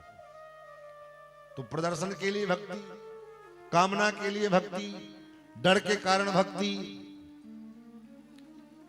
लेकिन इन सब भक्ति से भी, भक्ति तो वो भी है जिस किसी प्रकार से आप करो, कहीं ना कहीं कुछ ना कुछ तो अच्छा होगा ही होगा। लेकिन यहां पर मैं कह रहे हैं कि क्या, कौन सी भक्ति? सवई पुंसाम परो धर्मो यतो भक्तिरधोक्षजे अहेतुक प्रतिहताय आत्मा संप्रसीदति। हमारा भगवान के चरणों में सहज भक्ति हो। ये सहज भक्ति क्या है? बोले कोई कामना पूरी हो गई तब हम भगवान की भक्ति करें, वो नहीं। किसी कारण, अन्य कारण से हम भगवान की भक्ति आराधना करें, वो नहीं। तब सहज भक्ति हो। जैसे सूर्य को, सूर्य के उदय होते ही कमल खिल जाता है, उस कमल को कोई निमंत्रण नहीं देता है कि चलो उदय हो गया है तुम अब खिल जाओ, न कोई निमंत्रण देने जाता है, न कोई बीजों कराने जाता है। सूर्योदय हुआ, सूर्य की किरणें स्फुटित हुई, और सूर्य की किरणें स्फुटित होते ही कमल विकसित हो जाता है। और कमल के खिलते ही, पुष्प के खिलते ही कोई व्यक्ति भौरे को निमंत्रण देने के लिए नहीं जाता है कि चलो फूल खिल गया है तुम चलो, तुमको बुलाया जा रहा है, आकर के रस चूस लो, नहीं। तब पुष्प के विकसित होते ही भौरा अपने आप गुंजार करता हुआ उस रस को खोजते खोजते पहुंच जाता है। उसी प्रकार हमारे भगवान के चरणों में भक्ति हो। ये नहीं कि कोई कामना है तब भगवान की हम भक्ति कर रहे हैं, चाहे किसी प्रकार के कुछ नहीं, सहज भक्ति हो गई। हम अपना कर्तव्य मान करके भगवान की आराधना करें, ये हमारा दायित्व है। हम मनुष्य शरीर लेकर के आए हैं और मनुष्य शरीर में हम जैसा कर्म करेंगे वैसा फल हमको प्राप्त होगा। इसलिए इस मनुष्य शरीर के द्वारा हम भगवान की आराधना करें। अपना परम कर्तव्य मान करके अगर जिस दिन हम भगवान की भक्ति करने लग जाएं तो अपने आप उस भक्ति में आनंद आने लग जाए। आहे तो क्या प्रतिहता, बिना किसी हेतु की भगवान की आराधना। क्यों? क्योंकि भगवान भी बिना किसी कारण के, बिना किसी हेतु के, बिना किसी स्वार्थ के हम जीव से प्रेम करते हैं। हमको भगवान ने जो शरीर दिया वो भगवान को क्या हमने घूस दिया था क्या? भाई फॉर्म एप्लीकेशन किया था, भगवान के पास अप्लाई किया था कि प्रभु हमको मनुष्य बना दो। कोई अप्लाई किए थे? नहीं। तब बिना किसी हेतु के भगवान ने हमको मनुष्य शरीर प्रदान किया।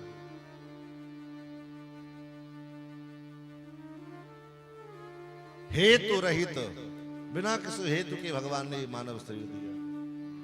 हेतु रहित जग जुग उपकारी, हेतु रहित जग जुग उपकारी, हेतु रहित जग जुग उपकारी, हेतु रहित जग जुग उपकारी। तुम तुम्हारे सेवक रघुराई, तुम तुम्हारे सेवक रघुराई, तुम तुम्हारे सेवक रघुराई, तुम तुम्हारे सेवक रघुराई। हेतु रहित, भगवान जब जीव को प्रेम करते हैं तो हेतु रहित प्रेम करते हैं। तो जब भगवान हमको बिना हेतु के, किसी बिना स्वार्थ के हमसे जो है लगाव है, कनेक्शन है, तो फिर हम भगवान से क्यों कोई स्वार्थ रखें? भगवान ये चीज हो तब हम पूजा करेंगे, ये कामना पूरी कर दो तो हम आपकी आराधना करेंगे। नहीं, हे हनुमान जी, ये मनौती पूरी हो जाए तो 1 कुंटल लड्डू चढ़ाए। काहे के लिए भाई? ऐसे लड्डू तो अपने पास रख। इसका मतलब अगर कामना करके हम भगवान की पूजा करते हैं, आराधना करते हैं, इसका मतलब जैसे आप किसी सरकारी दफ्तर के किसी नौकर के जो हैसियत है वही हैसियत आप भगवान देवता को भी मान रहे हैं। जैसे किसी सरकारी दफ्तर में गए, वहां पर मैं माल दिया, कमाल हुआ, काम हो गया। उसी प्रकार की भावना अगर भगवान में भी है कि हम भगवान की आराधना करेंगे, ये सब तब ये काम हो जाए, तब तो फिर वो आराधना नहीं है, वो तो दुकानदारी है। दुकान पर गए, सामान लिया, पैसा दिया, चले आए। महाराज, पहले प्रश्न का उत्तर, बात तो बहुत है, क्योंकि हमारा उद्देश्य यहाँ पर में तृतीय स्कंद की व्याख्या करना, इसलिए हम प्रथम स्कंद की चर्चा इससे पिछली कथा में जो हुई है बहुत विस्तार से हुई है।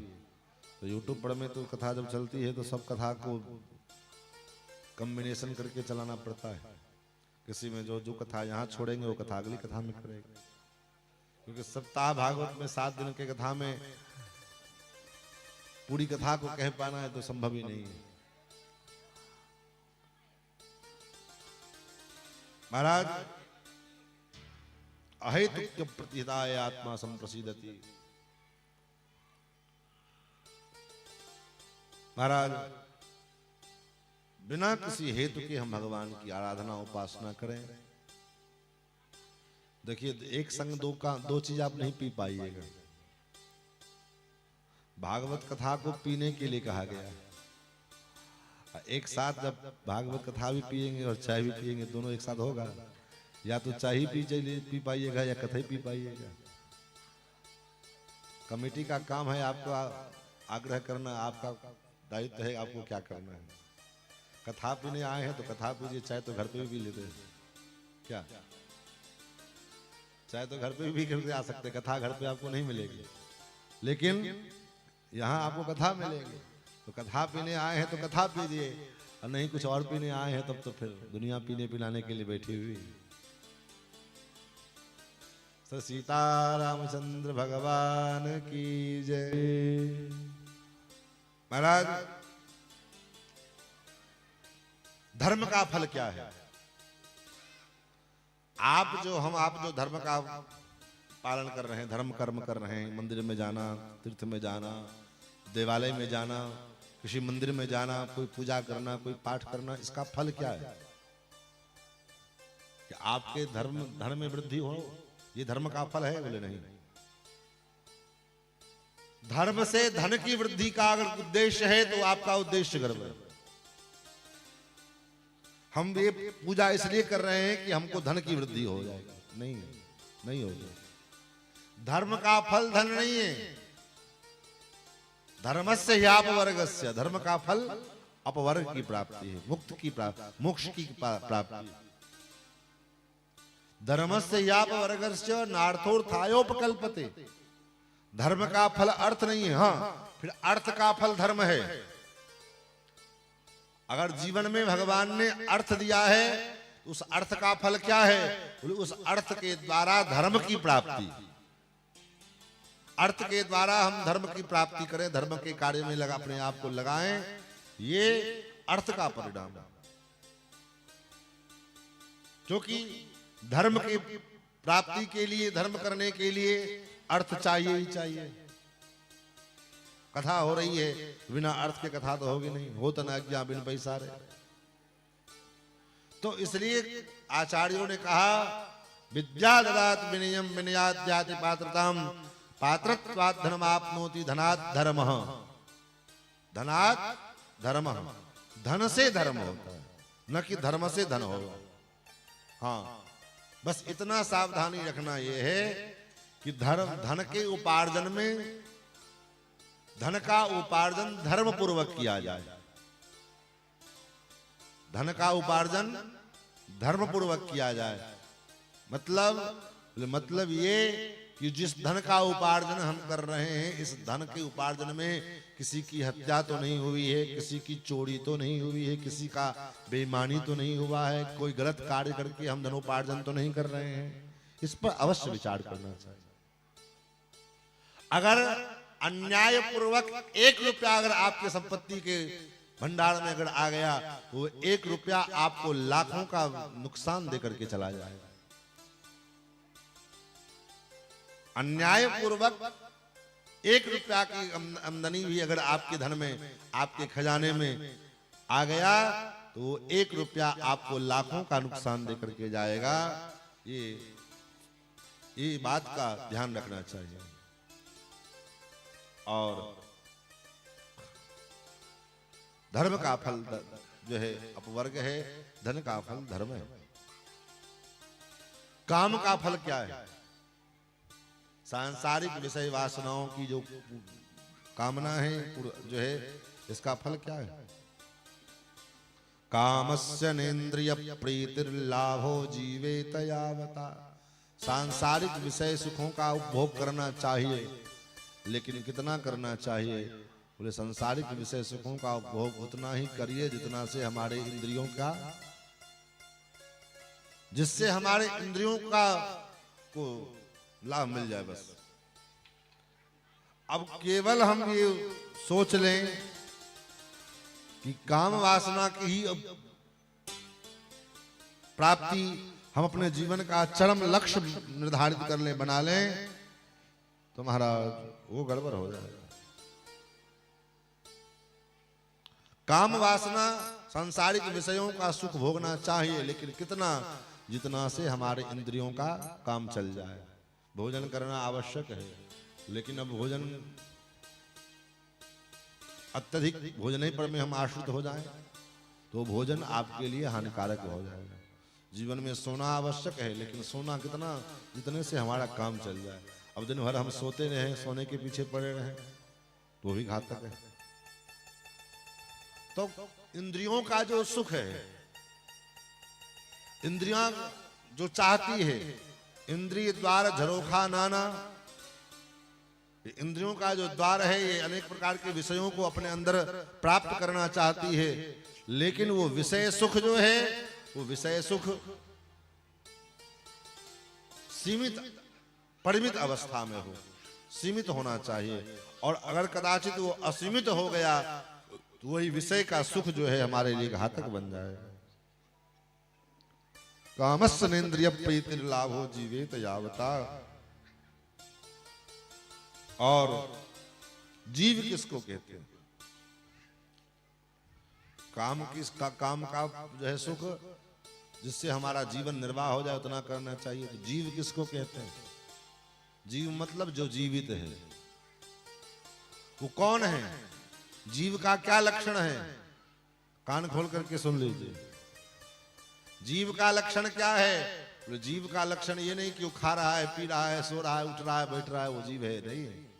तब जीव का लक्षण है कि जीवस्य तत्व जिज्ञासा। जीवित वही है, जीव वही हो कहलाता है जिसके जीवन में तत्व की जिज्ञासा हो।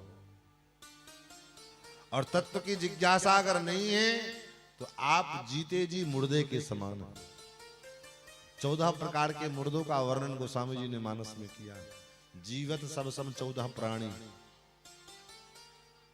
उसमें एक मुर्दा वो भी है जिसने जीवन भर केवल खाना पीना सोना ऐश मौज करना ही उसी को जीवन समझा। वो क्या है? बोले जीवित नहीं है, वो मुर्दा है।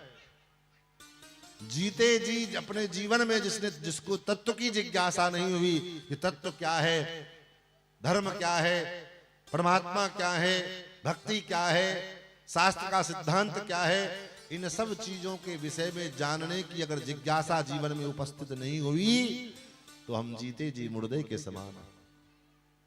जीवस्य तत्व जिज्ञासा नार्थो यश्चेह कर्मभिः। भागवत के एक एक श्लोक क्रम से अगर व्याख्या सुनी जाए तो महाराज कौन सा ऐसा संदेह है जिसका निवारण नहीं होगा। लेकिन उसके लिए तो सुनने वाला भी स्थिरचित्त हो और सुनाने वाला भी धीर गंभीर हो।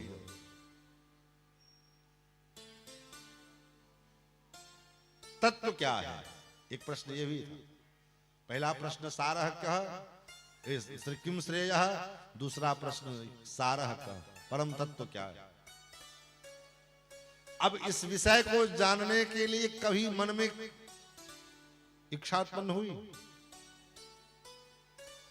हम कौन हैं, हम किस लिए जन्म लिए, किस कारण से हमारा जन्म हुआ, क्या करने के लिए हमारा जन्म हुआ, इन सब विषयों पर में कभी अपने अकेले में बैठ करके मंथन करने का जो है संकल्प हुआ?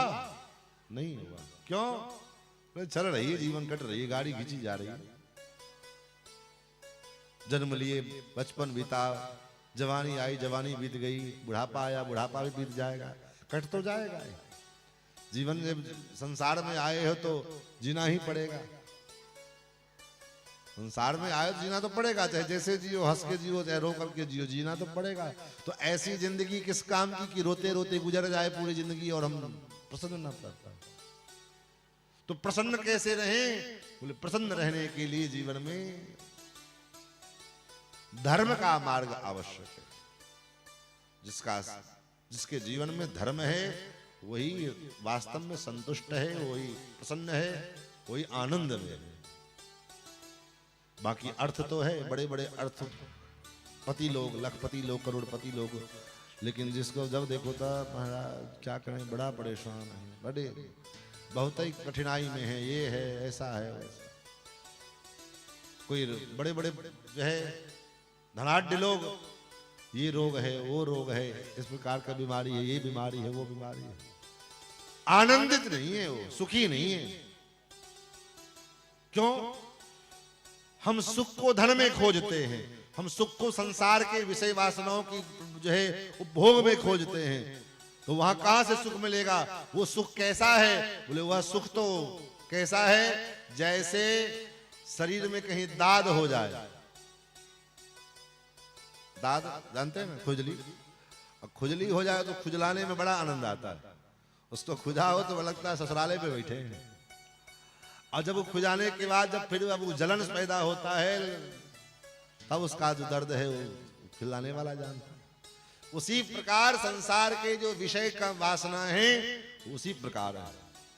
प्रहलाद जी, ये बात मैं नहीं कह रहा, प्रहलाद जी कहते हैं ये संसार का विषय सुख भी उसी प्रकार से है।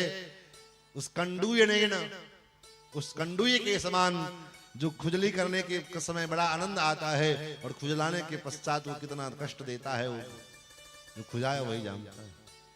तो ये विषय वासना भी उसी प्रकार, खूब रसगुल्ला खाए, खूब महाराज जलेबी खाई, खूब रबड़ी काटे, खूब रसमलाई खाए, और खाने के बाद जब धर लिया शुगर, अब खाओ, अब क्या हुआ। इसलिए हमारे आचार्यों ने कहा विषयों का सुख भोग करो, लेकिन कितना करो, बोले जिससे हमारा जीवन निर्वाह हो जाए। जीवस्य तत्व जिज्ञा कामस्य नेन्द्रिय प्रीति लाभो जीवेति यावत्। जितने से हमारा जीवन निर्वाह हो जाएगा उतना अगर करते रहोगे तो तुम्हारा जीवन भर चलता रहेगा। तो तत्व क्या है? सूत जी कहते हैं वदन्ति तत्व तद्विदस् तत्त्वं यज्ञानमद्वयम्। महाराज तत्व जो है तो एक है। तत्ववेत्ता लोग, तत्वविद महापुरुष लोग उसी तत्व को अलग अलग रूपों में, अलग अलग स्वरूपों में उसकी व्याख्या करते हैं, उसका वर्णन करते हैं। जिसकी जैसी दृष्टि, जिसका जैसा भावना, उस अनुसार एक ही तत्व को अलग अलग रूपों में अनुभव करता है। जैसे एक उदाहरण से आप समझ जाएंगे। एक पिता अपने पुत्र को कहा कि तुम 10वीं की परीक्षा पास कर लो, तुमको हम सोना दिलवाएंगे। बच्चा मेहनत किया, पढ़ाई की, पढ़ाई करने के बाद 10वीं कक्षा पास किया। पिताजी के पास गया, आपने कहा था हमको तो सोना दिलवाएंगे। ठीक है चलो। सुनार के दुकान पर गए और वहां पर मैं सुनार से कहा भैया इसको सोना दे दो जो पसंद आवे और इसको दिखाओ, तब तक मैं बाजार से जा रहा हूं और कुछ काम करके। कहा ठीक। बच्चा अंदर दुकान में गया, सुनार ने कहा सोने का जो है अंगूठी निकाल के ले आए। बेटा ये अंगूठी है। बच्चे ने कहा मुझे ये नहीं चाहिए। सुनार को लगा कि उससे ज्यादा कुछ चाहिए उसको। सोने की कड़ा लेकर के आया, हाथ में पहनने वाला कंकड़। बेटा ये कंगन है, कड़ा। बच्चे ने कहा ये भी नहीं चाहिए।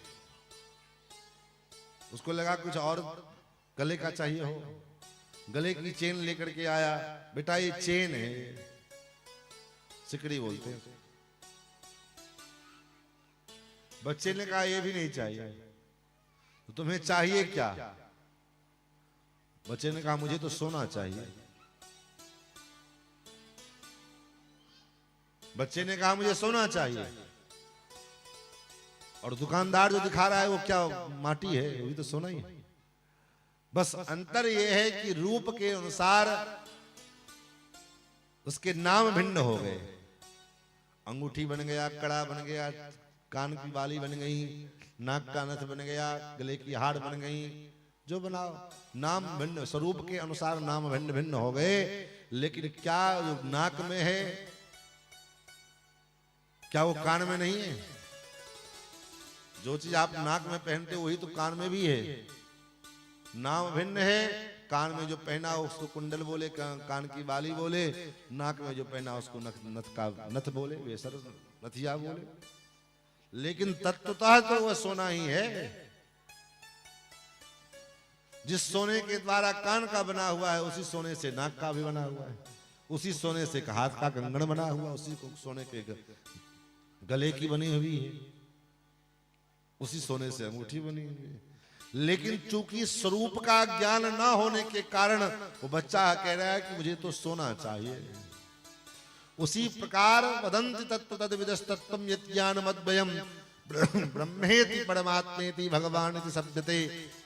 उसी तत्व को, एक ही तत्व को कोई ब्रह्म कहता है, कोई परमात्मा कहता है, कोई जो है भगवान कहता है, कोई शंकर के रूप में पूजता है, कोई ब्रह्मा के रूप में पूजता है, कोई नाम विष्णु के रूप में पूजता है, कोई जगदम्बा के रूप में पूजता है। तत्वतः वो परमात्मा है तो एक, रूप भिन्न है।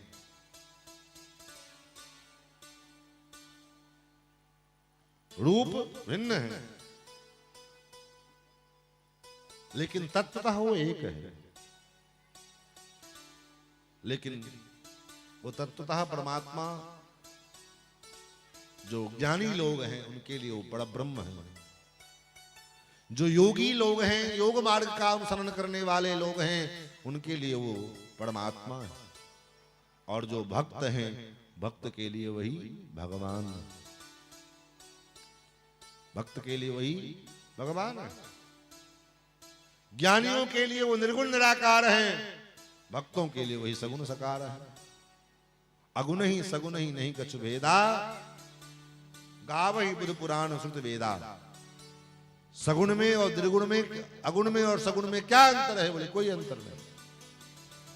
इतने मात्र अंतर है कि वो उसका आकार है, उसका कोई आकार नहीं है। लेकिन उसके ना गुण में अंतर है, ना उसके शक्ति में अंतर है, ना उसके क्षमता में कोई भेद प्रभेद है। जो सगुण साकार परमात्मा है, जो कार्य कर सकते हैं, वही कार्य भगवान, वही ब्रह्म निर्गुण के रूप में करते हैं। सगुण परमात्मा सगुण साकार रूप धारण करके आते हैं, हाथ पैर लेकर के। वही सगुण साकार परमात्मा चलते भी हैं, लेकिन जब वही सगुण साकार परमात्मा निर्गुण निराकार हो जाते हैं, तब भी वो चलते हैं। इसलिए तो गोस्वामी जी ने कहा, बिनु पद चल ही सुनई बिनु काना, बिनु पद चल ही सुनई बिनु काना, बिनु पद चल ही सुनई बिनु काना, बिनु पद चल ही सुनई बिनु काना। कर बीनु करम करय विधि नाना, कर बीनु करम करय विधि नाना। आनन रहित सकल रस भोगी, आनन रहित सकल रस भोगी, आनन रहित सकल रस भोगी, आनन रहित सकल रस भोगी। बिनु बानी बकता पर जोगी, बिनु बानी बकता पर जोगी, बिनु बानी भक्ता पर जोगी, बिनु बानी भक्ता पर जोगी। कर बिनु कर्म करई विधि नाना। बिना हाथ के ही वो बड़े बड़े काम कर लेते हैं। आनंद रहित सकल रस भोगी, बिना मुख के सारे रस को भोग करने वाला। बिनु वाणी वक्तावर जोगी, बिना वाणी के वक्ता भी है। जो कर्तुम अकर्तुम अन्यथा कर्तुम समर्थ हो, वही तो ईश्वर है, वही तो परमात्मा है, वही ब्रह्म है। उसी का स्वरूप जो है वही ब्रह्म तीन रूपों में जो है भाषित होते हैं, सत्व रज और तम। सत्व के रूप में वही ब्रह्म भगवान विष्णु के स्वरूप में आते हैं। रज के रूप में वही ब्रह्म परमात्मा ब्रह्मा के रूप में उद्भाषित होते हैं, और तम के रूप में वही ब्रह्म परमात्मा भगवान शिव के रूप में उद्भाषित होते हैं। सत्वम रजस्तम इति प्रकृतेर्गुणास्ते युक्तः परः पुरुष एक हास्य धत्ते स्थित्यादये हरि विरंच हरेति संज्ञा श्रेयांसि तत्र खलु सत्व तदोर्णाम स्युः। स्थित्यादय तीन प्रकार के जो गुण हैं, सत्व रज और तम, प्रकृति के तीनों गुणों का साम्य में बना रहे, इसलिए वो त्रिगुण से जब वो युक्त परमात्मा होते तब वो परब्रह्म है, लेकिन अपने तीनों गुणों को विभक्त करके तीन रूपों में त्रिदेव के रूप में उद्भासित होते हैं। सत्यम स्थित्यादय हरि, सत्व के रूप में, हरि के रूप में उद्भासित होते, नारायण विष्णु के रूप में। स्थित्यादये हरि विरिंच विरिंच ब्रह्मा और हरेति संज्ञा, ये तीन रूपों में वही परब्रह्म परमात्मा, इसी को प्रद्युम्न अनिरुद्ध और शंकर्षण, ये तीन भगवान के जो व्यूह हैं, ये व्यूह वही सृष्टि की उत्पत्ति, स्थित्यादय उत्पत्ति, पालन और संहार करने की लीला को करने के लिए वही परमात्मा तीन रूपों में भक्त होते हैं। अन्यथा जो सत्वगुण का आश्रय लेने वाले हैं वो भगवान के जो और स्वरूप हैं, घोर स्वरूप हैं, उन घोर स्वरूप का त्याग करके भगवान के शांत स्वरूप का अनुभव करते हैं। मुमुक्षवो घोर रूपान हित्वा भूतपति न था नारायण कला शांता भजंती यनसूयवा। भगवान नारायण के जो शांत और जो कला अवतार हैं उसका जो है आश्रय लेकर के भजन करते हैं, क्योंकि भजन के द्वारा ही जीव अत्यंत सरलता और सहजता से भगवान के स्वरूप को जान पाता है। भजन के द्वारा ही जीव भगवान के चरणों तक पहुंच पाता है।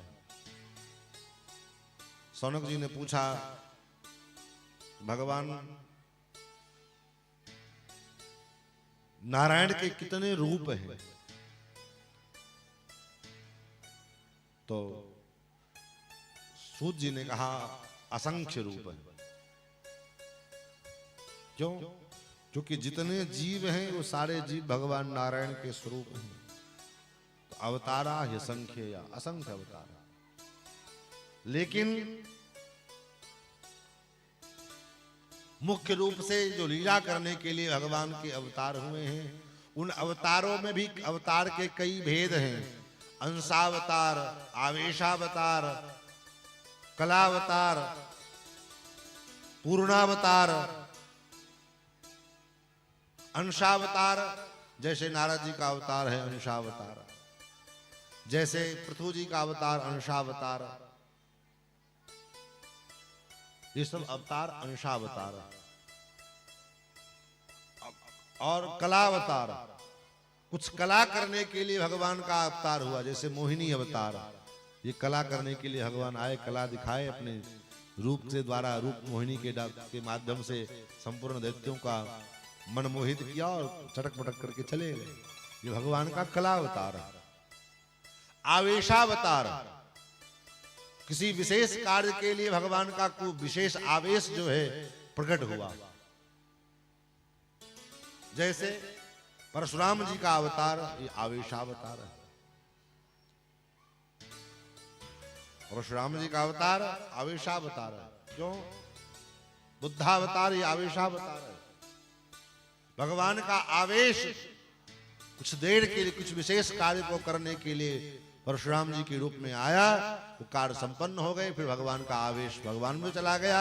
और परशुराम जी एक महात्मा है।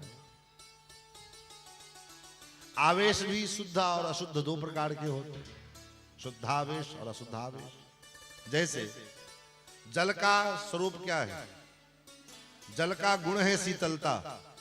पानी शीतलता प्रदान करने वाली होती है, लेकिन उसी पानी को अगर आग के संपर्क में ले जाया जाए आग के ऊपर रख दिया जाए तो जो पानी शीतलता प्रदान करने वाली है वही पानी खौल करके गर्म हो करके अगर खौलता हुआ पानी अगर शरीर पर डाल दिया जाए तो महाराज पूरा शरीर जल करके चमड़ा नीचे आ जाएगा। क्यों? भाई पानी का तो काम शीतलता प्रदान करना है। बोले पानी का तो शीतलता काम है, लेकिन वो उसके अंदर आग के संपर्क में आने के कारण उसके अंदर वो अग्नि का आवेश उस पानी में कुछ काल के लिए सन्निहित हो गया, जिस कारण से वो अग्नि जो पानी शीतलता प्रदान करने वाली है वो पानी अग्नि को प्रकट कर दिया, जलाने का काम किया। तो ऐसे परशुराम जी का अवतार आवेशावतार है। परशुराम जी ब्राह्मण कुल में उत्पन्न हुए और ब्राह्मण का स्वरूप क्या है? शांत रहना, तपस्या करना, भजन करना, उपदेश करना। लेकिन भगवान को का जो आवेश जब आया तो वही परशुराम जी उग्र हो गए और है वंशी क्षत्रियों का विनाश का कारण बन गए। तो ये आवेशावतार, पूर्णावतार, रामकृष्णादि अवतार जो है ये भगवान का पूर्णावतार है। पूर्णावतार है, परिपूर्णावतार नहीं है। रामकृष्णावतार जो है ये पूर्णावतार है, लेकिन कलयुग में भगवान का परिपूर्णावतार हुआ। ये परिपूर्णावतार क्या है? बोले आपके हमारे घरों में, हमारे मंदिरों में जो भगवान का ये दिव्य विग्रह है ये क्या है? बोले भगवान का परिपूर्णावतार है। क्यों? बोले इस अवतार में सबसे बड़ी विशेषता इस अवतार की क्या है? क्योंकि सर्वम सहावतार है। इस अवतार में भगवान सब कुछ सहन करते हैं। इस अवतार में भगवान का जो अर्चावतार है, ये अर्चावतार भगवान का ये सर्वम सुलभावतार है, इसलिए इसको परिपूर्णावतार कहा है। त्रेता द्वापर में जो भगवान का अवतार रामकृष्ण आदि अवतार हुआ, ये अवतार पूर्णावतार हुआ। क्यों? क्योंकि अवतार तो हुआ, भगवान धरती पर तो आए, लेकिन सबके लिए सुलभ नहीं हुए। जो त्रेता में भक्त हुए, द्वापर में भक्त हुए, उस काल की उनको भगवान का दर्शन हुआ। और आज भी अगर रामकृष्ण आदि का दर्शन किसी को करना हो तो कठिन तपस्या करनी पड़ेगी, कठिन साधना करनी पड़ेगी। जन्म जन्म मुनि जतन कराही, अंतराम कहीं आवत नाही। भगवान आएंगे कि नहीं आएंगे इसका भी कोई ठिकाना नहीं है। लेकिन भगवान का जो ये अर्चावतार है, ये सर्वम सुलभावतार है, ये सबके लिए सुलभ है। चाहे वो पापी हो, पुण्यात्मा हो, धर्मात्मा हो, मच्छर हो, चींटी हो, मक्खी हो, सबको भगवान का दर्शन होता है। इसलिए भगवान का ये अर्चावतार परिपूर्णावतार माना गया।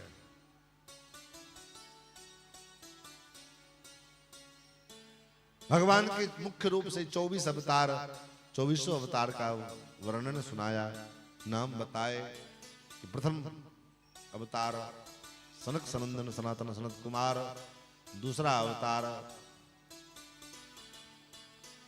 वराह के रूप में, तीसरा अवतार नारद जी के रूप में, चौथा अवतार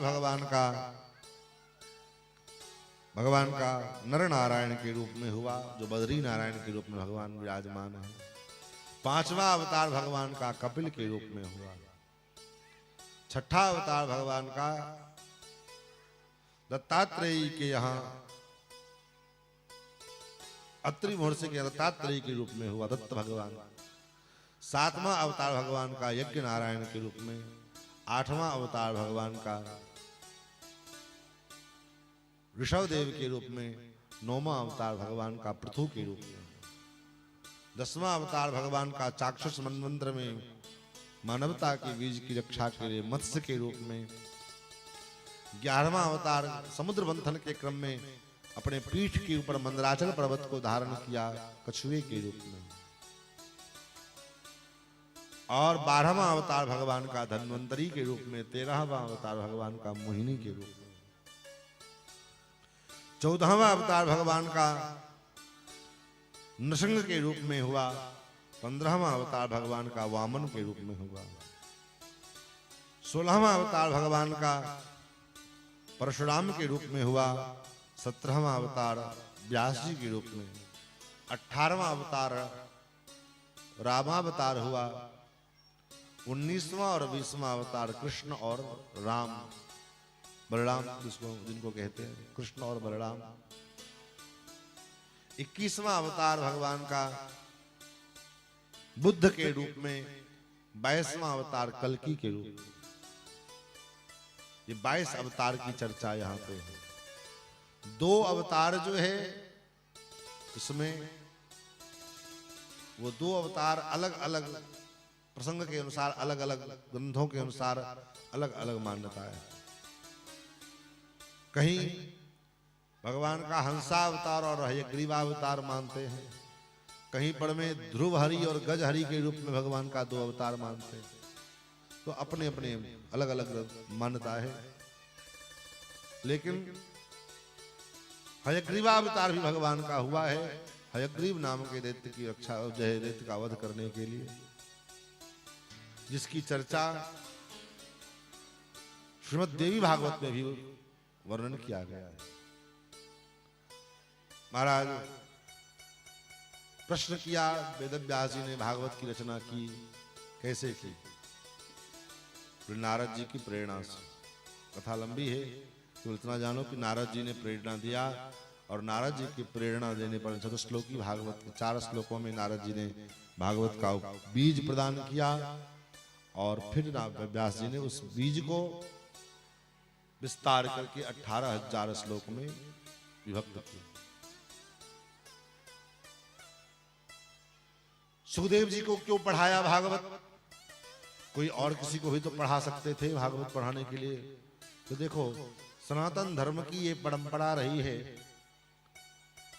कि सदगुरुदेव जो होते हैं उनके अंदर सत्पात्र की, सत्शिष्य की जिज्ञासा रहती है कि मेरा जो ज्ञान है, ये ज्ञान मैं किसको दूं, इसके लिए कोई सत्पात्र, कोई सत्शिष्य प्राप्त हो, उसको ज्ञान दिया जाए। अन्यथा अगर ज्ञान किसी अपात्र के हाथ में लग जाए तो उस ज्ञान का दुरुपयोग करने लग जाता है। अच्छी वस्तु है, लेकिन वो वस्तु अगर किसी अपात्र के हाथों चढ़ जाए तो उसका दुरुपयोग होता है। बंदूक के द्वारा, बंदूक अच्छी है,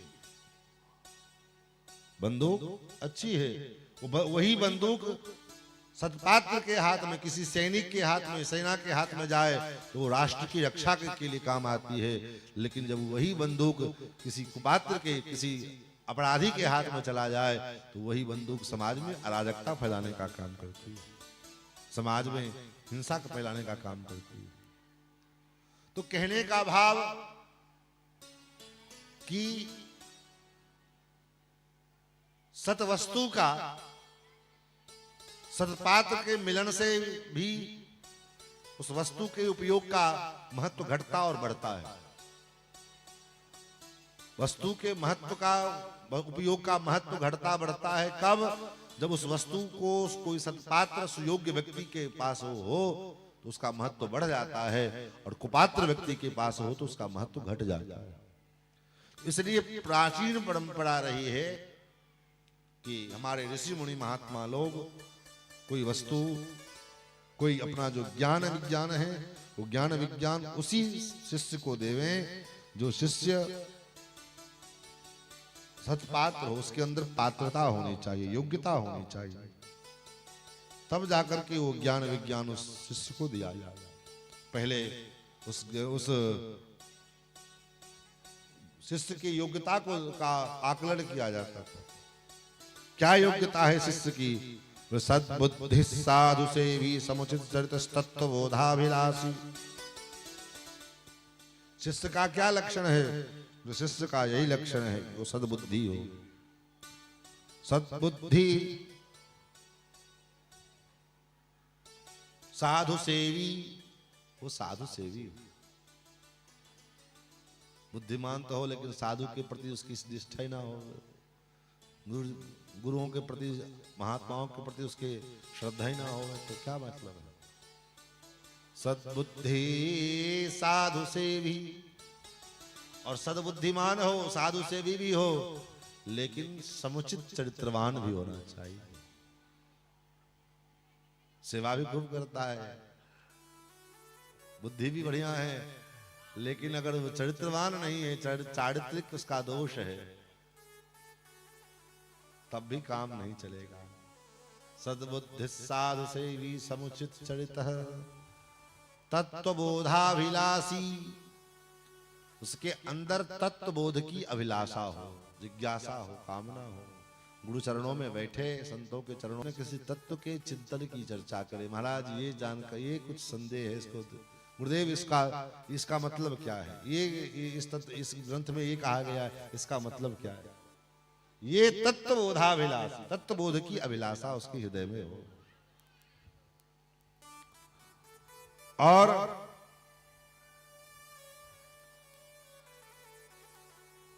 ये सब लक्षण हो, ऐसे जो शिष्य होते हैं उन शिष्य को गुरुदेव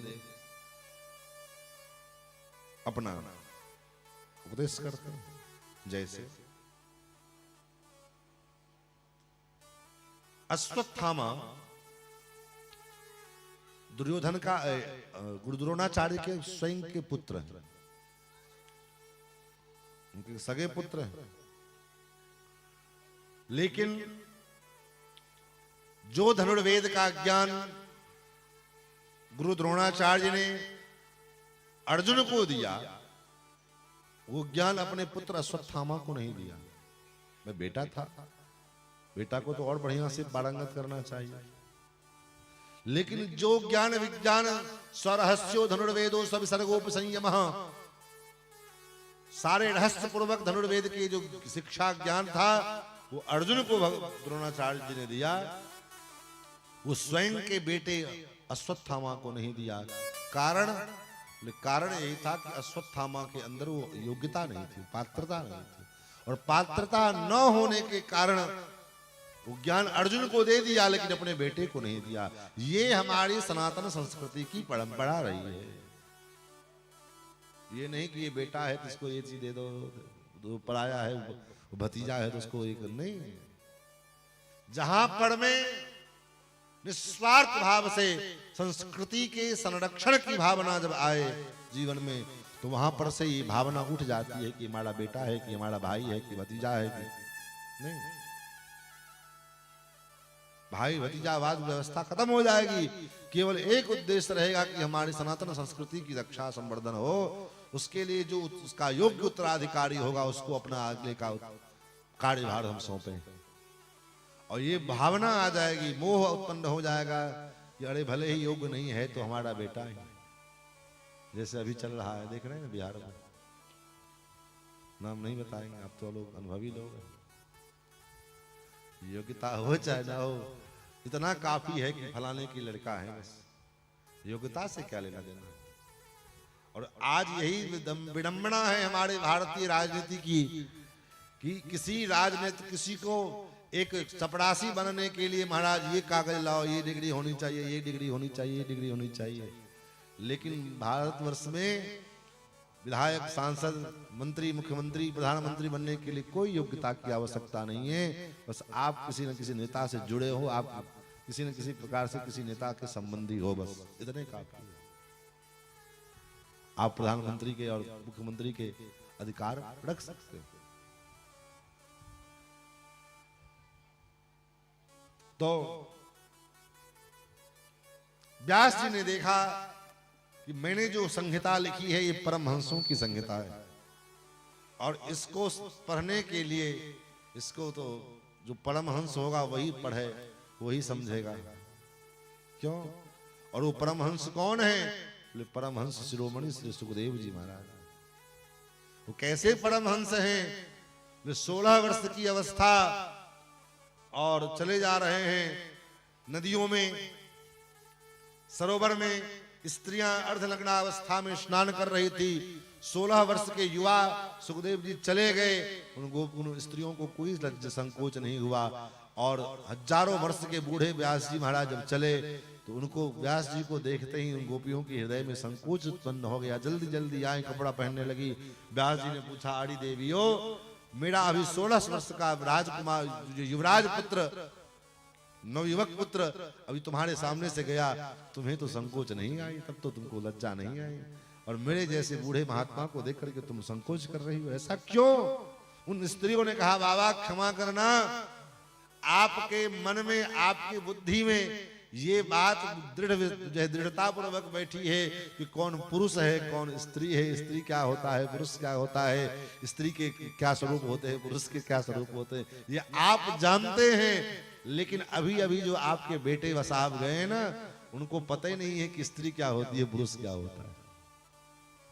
स्त्री पुंविदा न तुसितस्य विभक्त दृष्टे, ऐसे परमहंस शिरोमणि।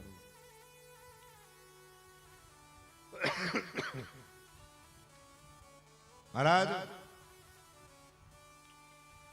ऐसे शिरोमणि परमहंस शिरोमणि श्री सुखदेव जी महाराज को वेद व्यास जी ने भागवत का उपदेश किया है।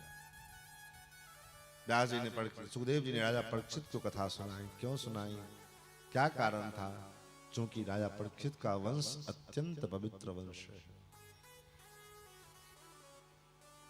और किसी भी वंश की परंपरा को पवित्र बनाने के लिए जरूरी है उसका नींव पवित्र होना चाहिए। क्या नींव है?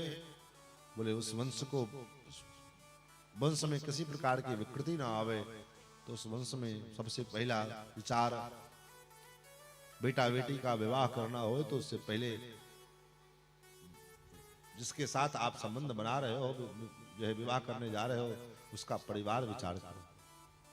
हम जिस वर्ण के हैं, जिस जाति के हैं, उस जाति की सजाती है कि नहीं, पहली विचार। पहला विचार कि हमारी सजाती का है कि नहीं। हम ब्राह्मण हैं और वो सामने वाला से नीचे का है, तो वहीं वर्ण संकरता आएगी। वर्ण संकरता आएगी तो फिर वंश परंपरा में दोष आएगा। सामान्य वर्ण का हो, एक जाति का हो, एक विचार पहला। दूसरा, गोत्र का विचार करना चाहिए।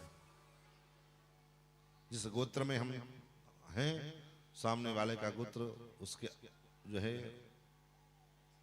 इतर है कि नहीं। उस गोत्र में भी जो प्रवर है, प्रवर का विचार। अब इतना कौन करे विचार? अब तो केवल गोत्र का विचार ही नहीं है, प्रवर का विचार कौन करता है? प्रवरैक्य भी नहीं होना चाहिए विवाह में। जिस प्रवर गोत्र में हमारे, मान लो हम हमारे गोत्र के 3 प्रवर है। प्रवर का मतलब उस प्रवर्तक, उस गोत्र के प्रवर्तक ऋषि। उस प्रवर्तक ऋषि जो 3 है, उस सामने वाला जो गोत्र है, उसमें से एक भी ऋषि अगर उस गोत्र में आते हैं, उसके प्रवर में आते हैं, तो उससे संबंध नहीं जोड़ा जाएगा। मान लो हम वत्स गोत्री हैं, पंचम प्रवर है, तो पंचम प्रवर में 5 ऋषि हुए। कौन कौन? जमदग्नि, भरद्वाज, और च्यवन, अपनवान, ये 5 ऋषि इस गोत्र के प्रवर्तक हुए, प्रवर। अब इन 5 ऋषियों में से अगर कोई ऋषि अगर किसी अन्य गोत्र के प्रवर में भी है, तो उस गोत्र के साथ यहाँ पर वत्स गोत्र का विवाह नहीं होगा। ये वंश परंपरा इस प्रकार जब विचार करके जब वंश परंपरा चलती है, तो फिर वो वंश परंपरा अत्यंत पवित्र मानी जाती है। अब आजकल तो अंधेर नगरी चौपट राजा टकेसर भाजी टकेसर खाजा अंतर जाति विवाह के लिए महाराज प्रोत्साहन दिया जाता है। क्या कहते हैं, सरकार के द्वारा उसके ऊपर में जो है वो सब्सिडी दी जाती है। अंतर जाति विवाह करो, प्रेम विवाह करो, जिसके साथ जिसका मन हो। 18 साल के लड़का हो गया, 18 साल की लड़की हो गई, अब जिसके साथ उसका मन करे वो विवाह करने के लिए छूट है उसको। और वहीं से उसका वंश परंपरा नष्ट होने लगता है। एक चीज। दूसरी बात, परिवार में भगवत भक्ति का संचार हो। परिवार में भगवत भक्ति का संचार होवे, तो भगवत भक्ति का संचार कैसे होगा? तो भगवत परिवार में आपके आचार विचार पवित्र होंगे, तब भगवत भक्ति का संचार होगा। परिवार में आचार विचार आहार, ये 3 चीजें की जो है पवित्रता अत्यंत आवश्यक है। आहार विहार उसी को विचार कह लो, आचार विचार कह लो, आहार व्यवहार कह लो। ये चीज की व्यवस्था, पवित्रता अत्यंत आवश्यक है। और अगर ये नहीं है तो आप इस व्यासपीठ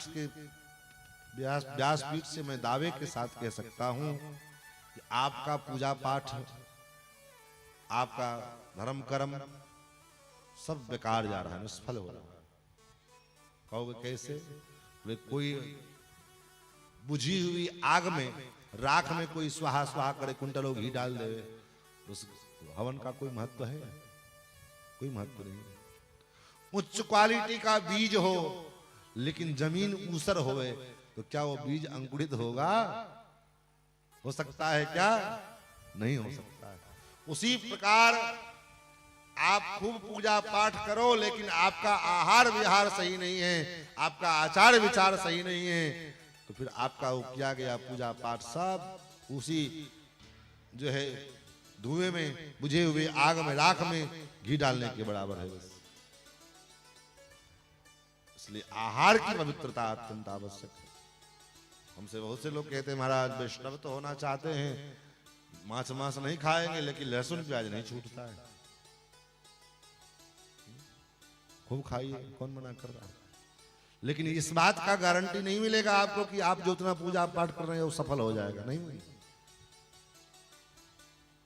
हम पूछ रहे भाई क्या जाता है, नहीं न खाए तो क्या आपत्ति है? कम से कम बाहर न बने, कम से कम घर में तो नहीं खाना चाहिए। घर में तो बिल्कुल बंद कर देना चाहिए। अगर घर में ये धारणा बना ली जाए कि हमारे घर के रसोई में जो कुछ बनेगा वो जब तक भगवान के पास नहीं जाएगा, उसमें तुलसी दल नहीं पड़ जाएगा, तब तक हम नहीं खाएंगे। और शास्त्र ये कहता भी है, अगर आप वैष्णव हैं और नहीं भी वैष्णव हैं, सनातनी हैं, तो बिना भगवान को भोग लगाए खाया, जो भोग लगाए बिना जो अन्न है वो साक्षात विष्ठा के समान है। बिना भगवान को अर्पित किया गया जो भोजन है वो साक्षात विष्ठा के समान है। और जो जल है, बिना तुलसी जल भगवान को ग्रहण किए, वो साक्षात मदिरा के समान है।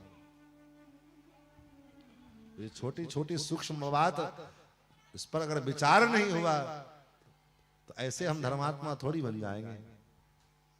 धर्मात्मा, धर्म का आचरण बड़ा जो है बहुत सूक्ष्म चिंतन होता है। भोजन के समय ही नहीं, महाराज दाहिने हाथ से अगर बाएं हाथ से पानी पियो तो वही पानी जो है मदिरा के तुल्य हो जाता है। इसलिए महात्मा लोगों को आप देखते होंगे, भले ही वो भंडारा समय देखे होंगे, इसी हाथ से पानी पिएंगे, और नहीं भी अगर बाएं हाथ से पिएंगे तो कम से कम ये हाथ जरूर सटा देंगे, इसमें ये दोष निवृत्त हो जाएगा। अगर बाएं हाथ से भी पानी पीना है तो दाहिना हाथ उसमें जरूर स्पर्श करा देंगे। ये नियम है। तो आहार विहार, आचार विचार, इन सब चीज पर हमें निश्चित रूप से विचार करना पड़ेगा। तभी जाकर के हमारा परिवार, हमारा संतान, हमारी आने वाली जनरेशन, पीढ़ियां संस्कारवान पैदा होंगी, संस्कारी होंगी। अन्यथा कुत्ता बिल्ली भी जैसे बच्चा पैदा करता है वैसे हम भी किए हैं, पैदा कर। हमारे पूज्य गुरुदेव भगवान तो बड़ी कड़वी बात कहते संतान पुत्र की और मूत्र की दोनों की उत्पत्ति का स्थान एक ही होता है। अगर पुत्र कुपुत्र हो जाए तो जैसे मूत्र के त्याग में कोई मोह नहीं, कोई कष्ट नहीं, ऐसे पुत्र के त्याग में कोई कष्ट नहीं। अगर पुत्र कुपुत्र हो जाए तो जैसे मूत्र त्याग के बाद कोई मोह होता है, किसी को कष्ट होता है नहीं, उसी प्रकार से उस पुत्र के त्यागने में भी कोई आपत्ति नहीं, कोई कष्ट नहीं। सुखदेव जी महाराज ने राजा परीक्षित को जहां कथा सुनाई, जिस परिस्थिति में सुनाई, कारण क्या था? बोले परीक्षित जी को श्राप लगा। कथा तो बड़ी लंबी है लेकिन बस हमको मुद्दे पर पहुंचना है। महाभारत का कुछ अंश यहां पर लिया है सुखदेव जी ने कि महाभारत का युद्ध शांत हो गया, दुर्योधन के जंघे टूट गए, अश्वत्थामा आया। अश्वत्थामा ने कहा, मित्र मेरे से मुझको तुम सेनापति बना दो। बोले क्या कर लोगे तुम, बड़े बड़े योद्धा कुछ नहीं कर पाए, अब तुम क्या करोगे? जहां भीष्म पितामह ने कुछ कर पाए, द्रोणाचार्य कुछ नहीं कर पाए, कर्ण नहीं कुछ कर पाए, वहां पर तुम क्या कर लोगे? बोले तुम बना करके तो देखो, रातों रात बाजी पलट देगी। मरता क्या न करता, अश्वत्थामा को तिलक किया।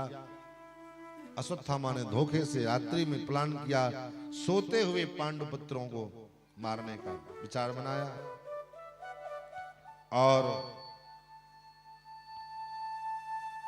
जिसको भगवान रक्षा करने वाले हों उनका कोई क्या बिगाड़ सकता है? जिनकी रक्षा का भार, जिनकी रक्षा का संकल्प भगवान लेकर के बैठे हों, उसको दुनिया का कोई प्राणी क्या बिगाड़ कर? महाराज गरल सुधारी करई बिताई, गोपद सिंधु अनल सितलाई।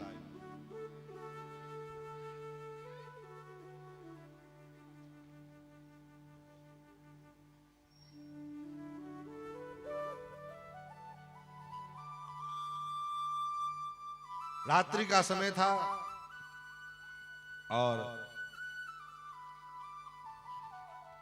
भगवान ने पांडवों से कहा कि भैया चलो यहां से, विजय की प्रथम रात्रि है, हम लोग धूमधाम से मनाएं। कहा ठीक है, चले गए लेकर के भगवान पांडवों को लेकर के। पांडवों के सोनी सैया पर में आकर के पांडवों के जो पुत्र थे वो आकर सो गए। इसलिए भगवान के भरोसे हम निश्चिंत रहे। जिस दिन मृत्यु आएगी उस दिन कोई हमारे कितना भी हम उपाय लगा ले में उसको कोई टाल नहीं सकता है। और जब तक मृत्यु हमारी नहीं आई है तो चाहे महाकाल भी सामने आ जाए, उस सामने से आकर के लौट जाएगा। क्यों? क्योंकि जब तक हमारी ऊपर से बेल्टी नहीं रखे कटेगी तब तक कहां से हम जाएंगे। अश्वत्थामा मारने के लिए आया था पांडवों को, लेकिन मरा कौन? मरे कौन? बोले पांडव के बच्चे मर गए। क्यों? क्योंकि रक्षा करने वाला भगवान है।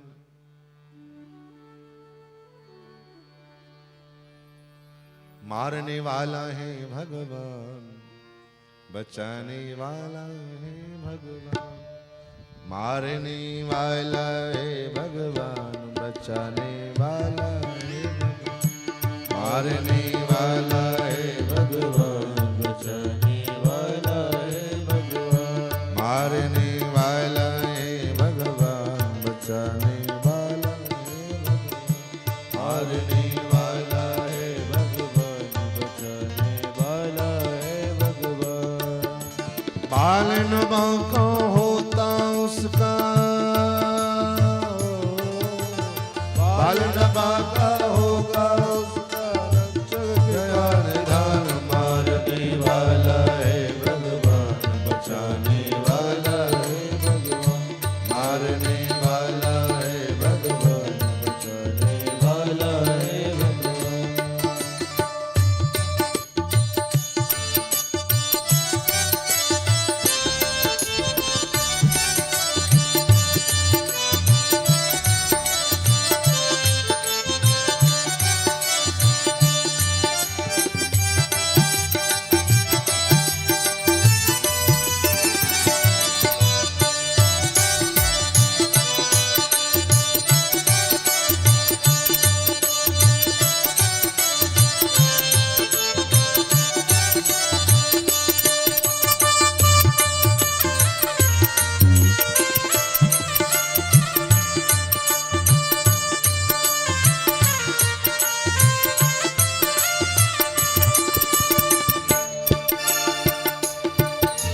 त्याग दो रे भाई, त्याग दो रे भाई फल की आशा। स्वार्थ बिना प्रीत जोड़ो, त्याग दो रे भाई फल की आशा। स्वार्थ बिना प्रीत जोड़ो।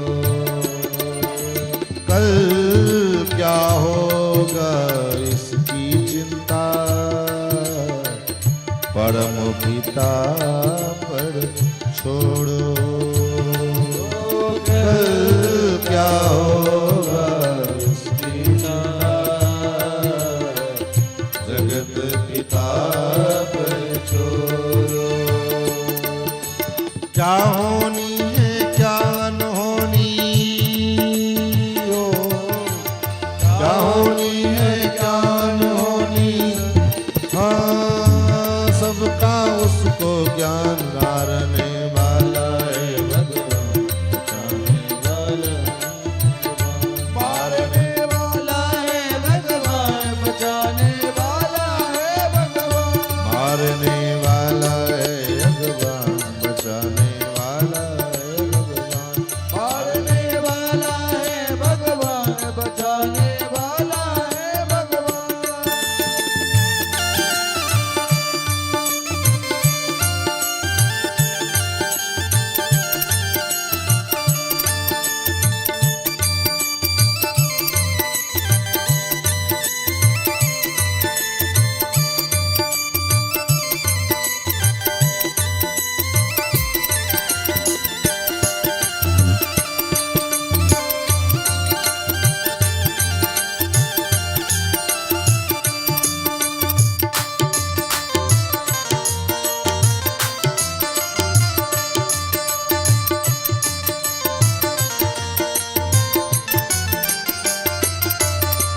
जल थल अनल आकाश सभी पर केवल उसकी सत्ता, जल थल अनल जल बल गगन आकाश पवन पर केवल उसकी सत्ता, प्रभु इच्छा बिना यहाँ पर हिल न सका एक पत्ता, प्रभु इच्छा बिना यहाँ पर हिल न सका एक पत्ता, हाँ हिल न सका एक पत्ता, हिल न सका एक पत्ता।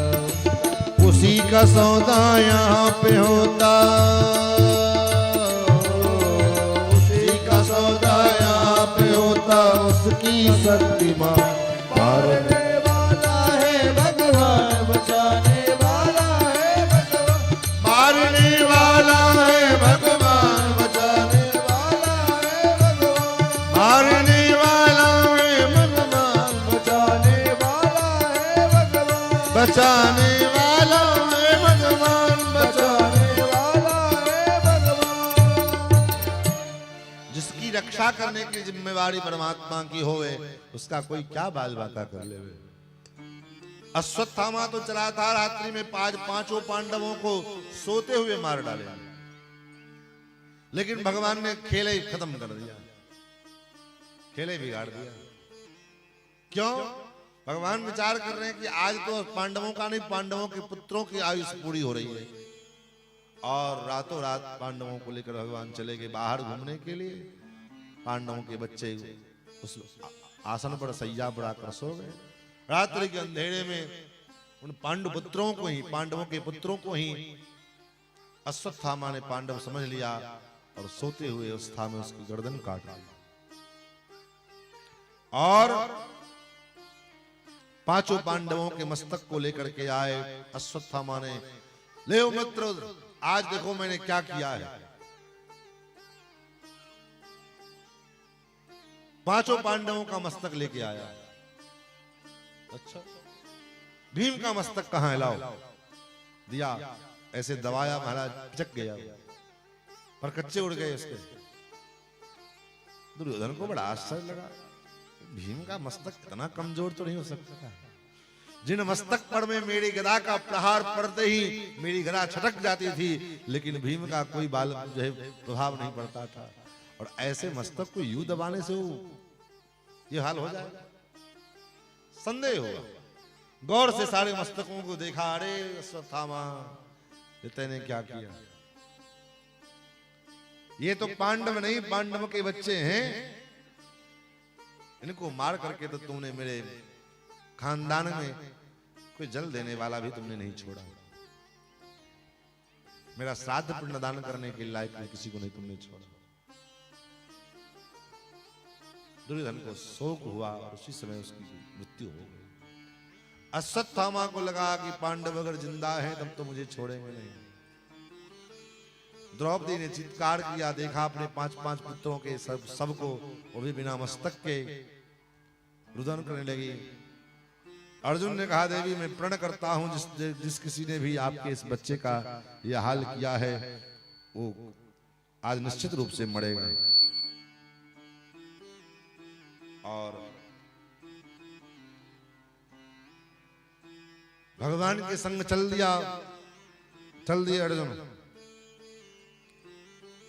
कुछ दूर गए, पांडवों ने देखा, अर्जुन ने देखा अश्वत्थामा को, और अश्वत्थामा घबरा करके ब्रह्मास्त्र का प्रयोग किया है। अर्जुन ने भी उसके प्रतिकार में ब्रह्मास्त्र चलाया। सामने व्यास जी खड़े हो गए। अर्जुन अपने ब्रह्मास्त्र को मोड़ो।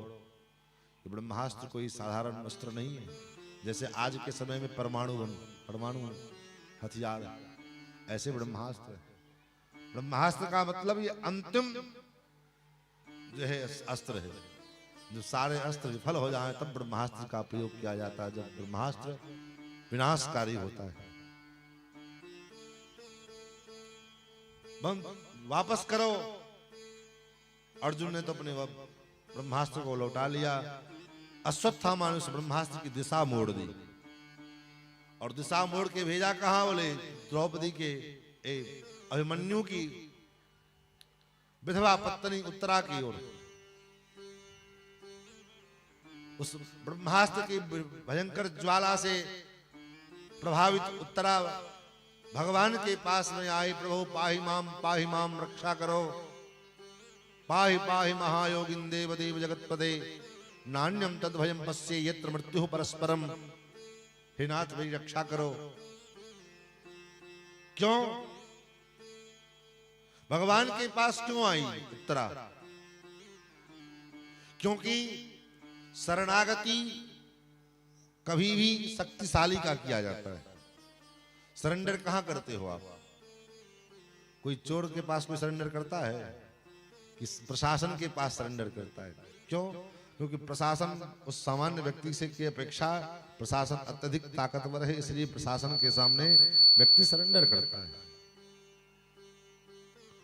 तो यहां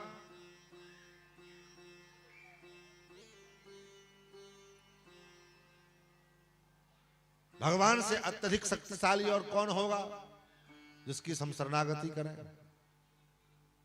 भाई हम शरण में उसकी जाए ना जो हमारी रक्षा कर सके। जो खुद ही दूसरे के भरोसे जी रहा हो उसके पास जाने से क्या फायदा हो? जो खुद दूसरे के किराए पर सांस लेके जी रहा हो उसके पास जाने से क्या लाभ मिलेगा? शरणागति आत्मसमर्पण तो वहां करे जो हमारी रक्षा करने में समर्थवान हो। किसी को फांसी हो जाए तो देखे कि मुख्यमंत्री से पैरवी करता हुआ, वित्त मंत्री से पैरवी करता हुआ नहीं। क्यों? क्योंकि जानता है वो व्यक्ति कि अब हमारा फांसी तो ये आदमी रोक सकता है, वो है राष्ट्रपति। राष्ट्रपति की कृपा होगी तभी हम बच सकते हैं। तो राष्ट्रपति के पास पैरवी करता है। उसी प्रकार संसार के इस कलुषित वातावरणों से बचने के लिए छोटे मोटे देवताओं की हम क्या शरणागति करें? शरणागति करनी है तो भगवान की शरणागति करें, भगवान के शरण में जाएं, जो भगवान सर्वदेव शरण्य है, जो देवताओं के लिए भी शरण्य है। देवताओं के ऊपर भी विपत्ति पड़ती है तो देवता भी भगवान के शरण में जाते हैं। जय जय सुरनायक जन सुखदायक नतपाल भगवंता।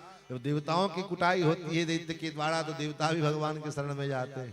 तो जब देवता भी भगवान के शरण में जाते हैं तो फिर हम देवता के शरण में जाने से क्या फायदा मिलेगा? ये देवता को, वो देवता को, उस देवता को, उस देवता को पूजते रहो जीवन भर, पूरी जिंदगी बीत जाएगी, लाभ कुछ नहीं मिला। इसलिए पूजना ही है, शरणागति ही करनी है, समर्पण करना है तो हम भगवान का शरण जाएं, भगवान के शरण में जाकर के और उनको समर्पित हों। महाराज इसलिए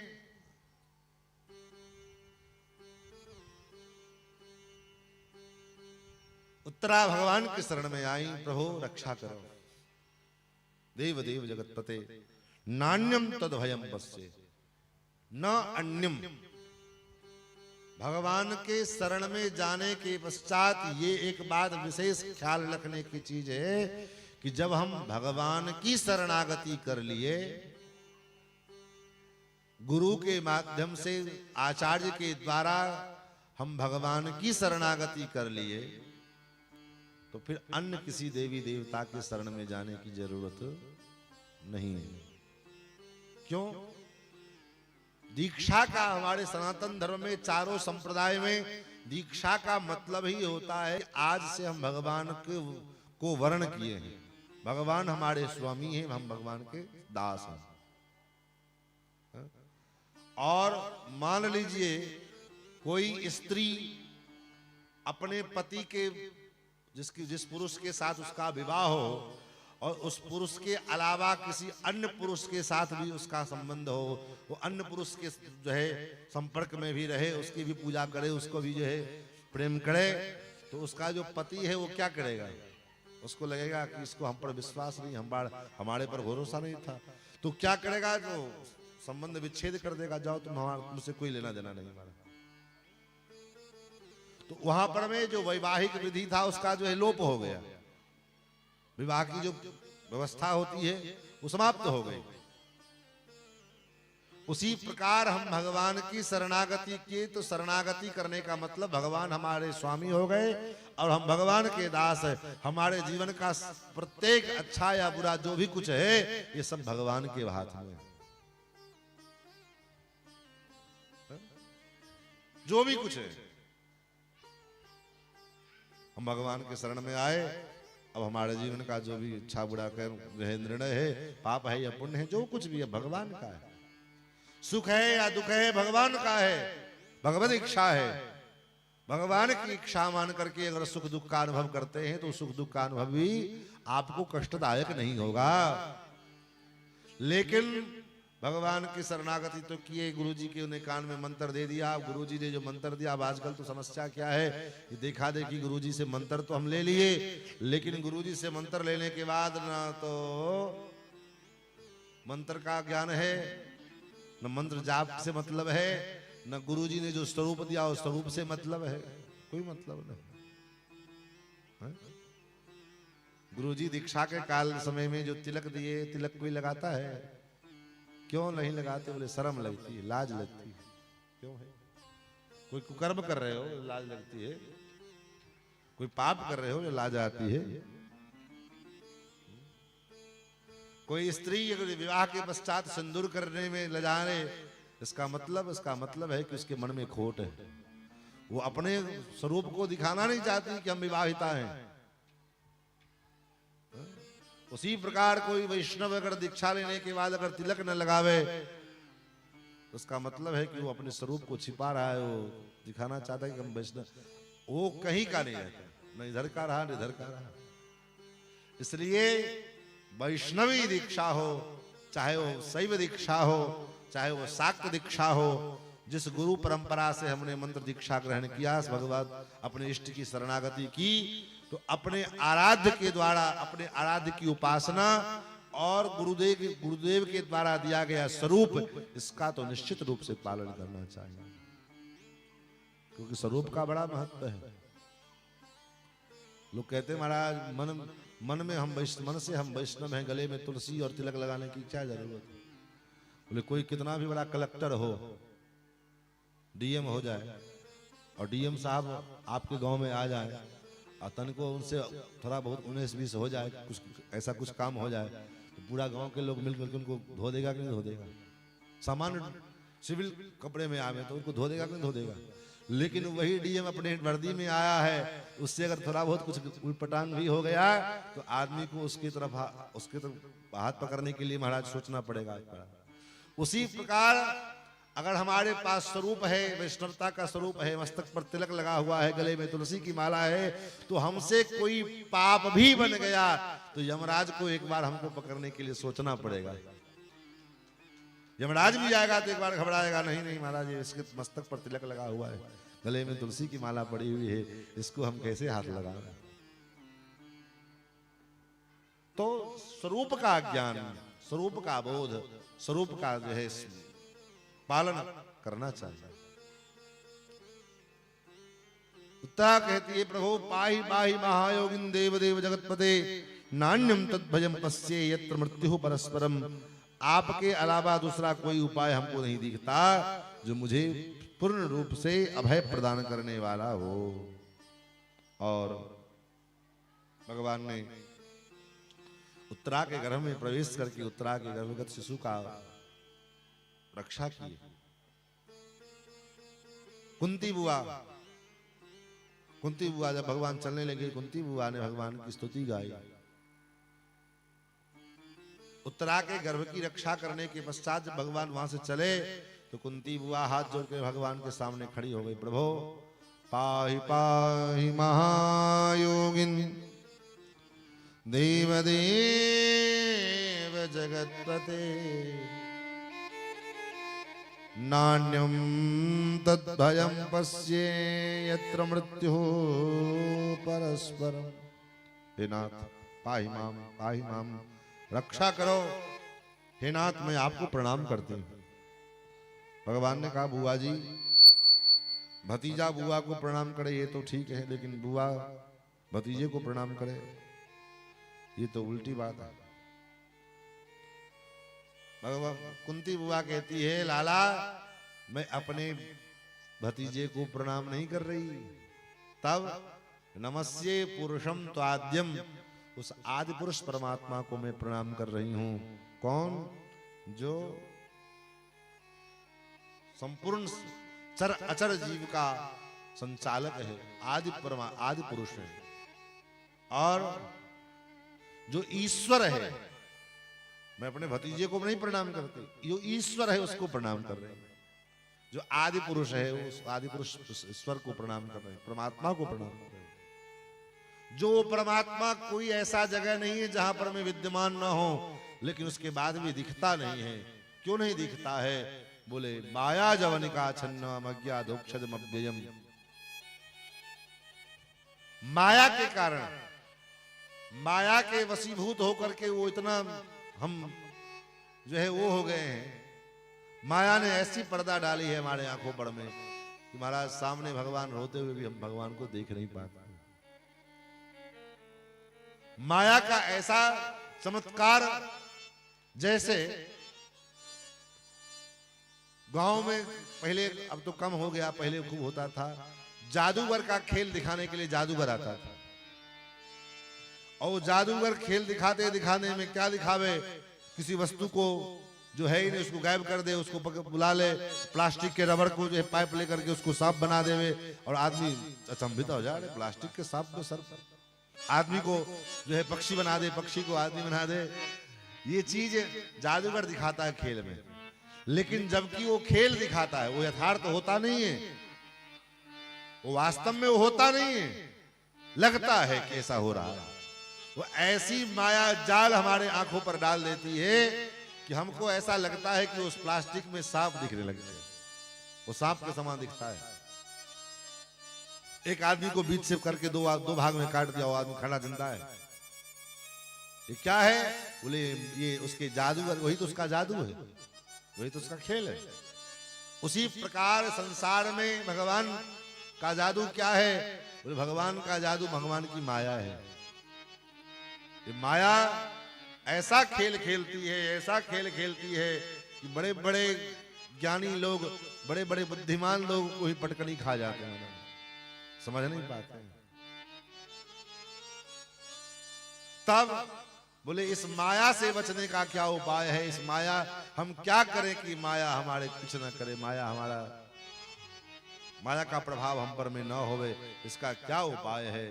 बोले माया का प्रभाव हम पर न हो, इसका एक उपाय है। क्या? राम राम करो, क्योंकि जो राम के भरोसे, जो राम नाम करने के भरोसे, नाम के भरोसे बैठे हैं, माया का प्रभाव उन पर नहीं होता है, माया उनका कुछ नहीं बिगाड़ती। इसलिए भगवान का आश्रय लेकर के हम भगवान के नाम का आश्रय ले लें, क्योंकि माया को गोस्वामी जी ने मानस में नर्तकी कहा। माया खलु नर्तकी बिचारी, माया को नर्तकी कहा है। और नर्तकी, इस माया रूपी नर्तकी से बचने का उपाय क्या है? बोले माया रूपी नर्तकी से बचने का उपाय है कि इस नर्तकी शब्द का उल्टा करो, नर्तकी शब्द का उल्टा करने पर में क्या बनेगा? बोले कीर्तन। कलयुग में इस माया से बचने का एकमात्र उपाय है, न आपको अनुष्ठान कराने की आवश्यकता है, न पूजा कराने की आवश्यकता है। आप न अनुष्ठान आपका सफल होगा, न कोई कर्मकांड सफल हो पाएगा। इसलिए करना है तो केवल और केवल एक काम करो, हरे राम राम राम हरे हरे, हरे कृष्ण कृष्ण कृष्ण हरे हरे राम राम। सभी लोग ताली की सेवा करते भाव से एक बार गाइए। अगर नींद आ रही होगी तो नींद भी भाग जाए। हरे कृष्ण कृष्ण कृष्ण हरे राम राम राम हरे हरे कृष्ण कृष्ण कृष्ण हरे राम राम राम हरे हरे कृष्ण कृष्ण कृष्ण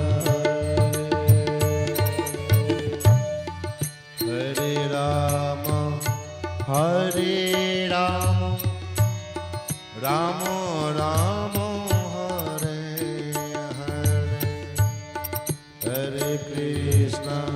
हरे कृष्ण कृष्ण कृष्ण हरे हरे राम राम राम हरे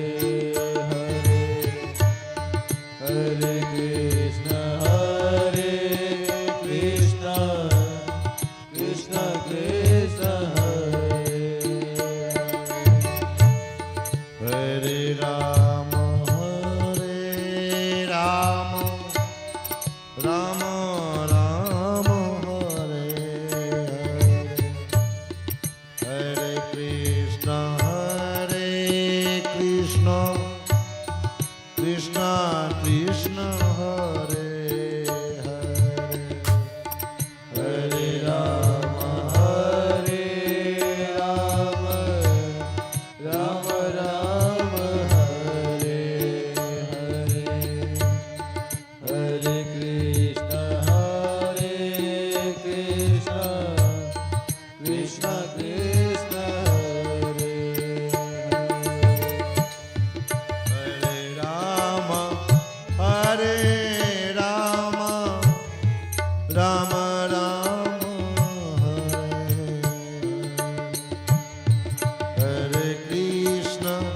हरे कृष्ण कृष्ण कृष्ण हरे हरे राम राम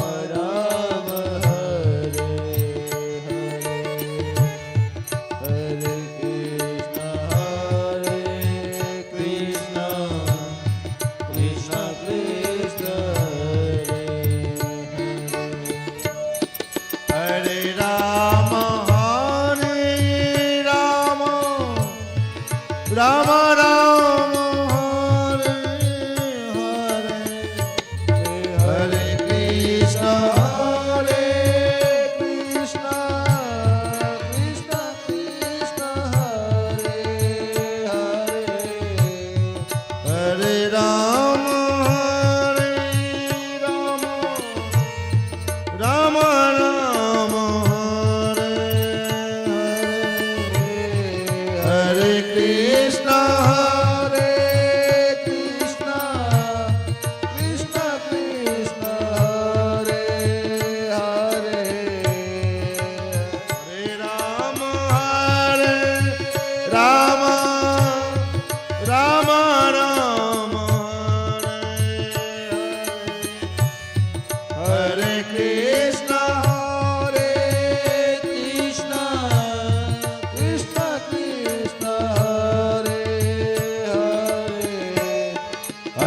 राम राम राम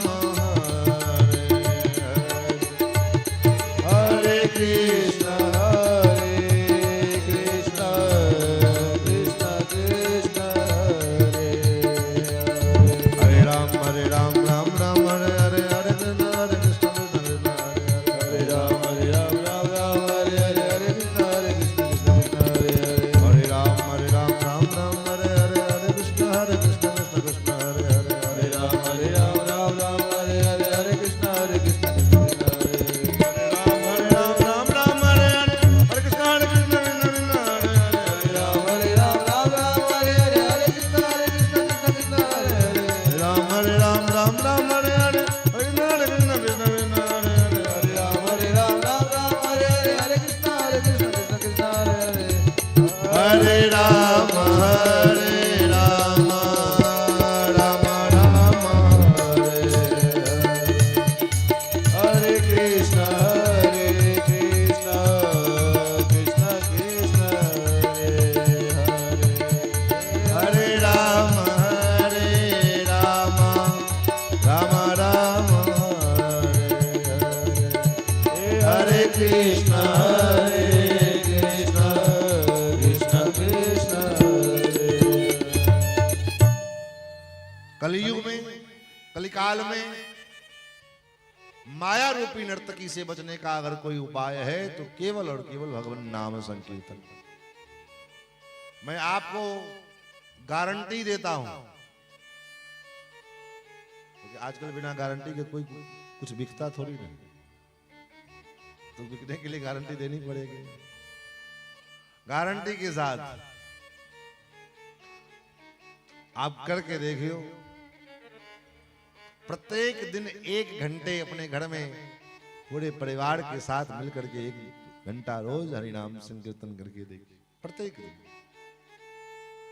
और आप 1 महीना करिए, उसके बाद जब मिलिएगा तो हमको बताइएगा इसका फायदा हुआ कि क्या है, कि नुकसान क्या है, पता चल जाएगा। अब जिस घर में दिन रात हम उटपटांग खाएंगे, उटपटांग पिएंगे, उटपटांग आचरण करेंगे, सार के ही काम फिजूल की बातें करने में लगे रहेंगे, और उस घर में साल में 1 बार एगो अनुष्ठान कराइए देंगे तो घर में कहां से शांति आ जाएगी। और तब कहेंगे महाराज इतना पूजा पाठ तो हम घर में कराते हैं, शांति नहीं मिलती है। शांति कहां से मिलेगी? शांति का कौन है? तो शांति है राम जी की बहन का नाम शांति। और शांति किसको ब्याही गई थी? किसी राजा महाराजा को? हाँ? शांति किसका वर्ण की है मालूम है? शांति का विवाह किसके साथ हुआ? न किसी राजा को दिए गए, न किसी महाराजा को दिए गए। तब ले भागे जटाधारी श्रृंगी ऋषि को प्राप्त हुए महाराज। मतलब ऋषियों में जो श्रृंग हैं, सिंह के समान हैं, ऐसे महात्मा को शांति की प्राप्ति होती है। अर्थात ये भ्रम में रहने वालों, कान खोल करके सुन लो कि धन की प्राप्ति से शांति मिलेगी। ये भ्रम निकाल लीजिए कि मकान बना लेंगे तो शांति मिल जाएगी, मकान बनाओगे तो फिर अशांति आ जाएगी। बोले क्या? बोले मकान तो बन गया, अब इसको बढ़िया डेंटिंग पेंटिंग करा लें। डेंटिंग पेंटिंग हो गया तो वो अच्छा इसमें बढ़िया टाइल्स लगा देते हैं। टाइल्स लग गया तो अब कुछ दिन के बाद वो टाइल्स सही से नहीं लगा तो ढक ढक ढक कर रहा, अरे यार क्या कहें इतना खर्चा किए, अब ये टाइल्स बिगड़ गया, इसको ठीक से फिर सुधारो, ये डिजाइन ठीक नहीं लग रहा, इसको ऐसे बना। मकान बन गया, मकान तो ठीक है, लेकिन घर से जो है ड्यूटी जाने में जो है दूर पड़ता है, तो गाड़ी हो जाता बढ़िया होता। एक ना एक कांटा हमेशा हृदय में चुभा रहेगा। इसलिए शांति संसार के विषय वासनाओं को प्राप्त करने से नहीं होगा। संसार का सुख जितना प्राप्त होता जाएगा, अशांति उतनी बढ़ती जाएगी। तब शांति तभी मिलेगी जब हम जितना राम जी के चरण में जाएंगे, राम जी के को जितना प्यार करेंगे, उनकी बहन उतना प्रसन्न होगी। राम जी की बहन है शांति जी। भैया का अगर सत्कार करोगे तब ना बहन को भी खुशी होगी, हमारे भाई को बड़ा मान रहे हैं, इस जगह पे हमारे भाई साहब बड़े प्रसन्न हैं।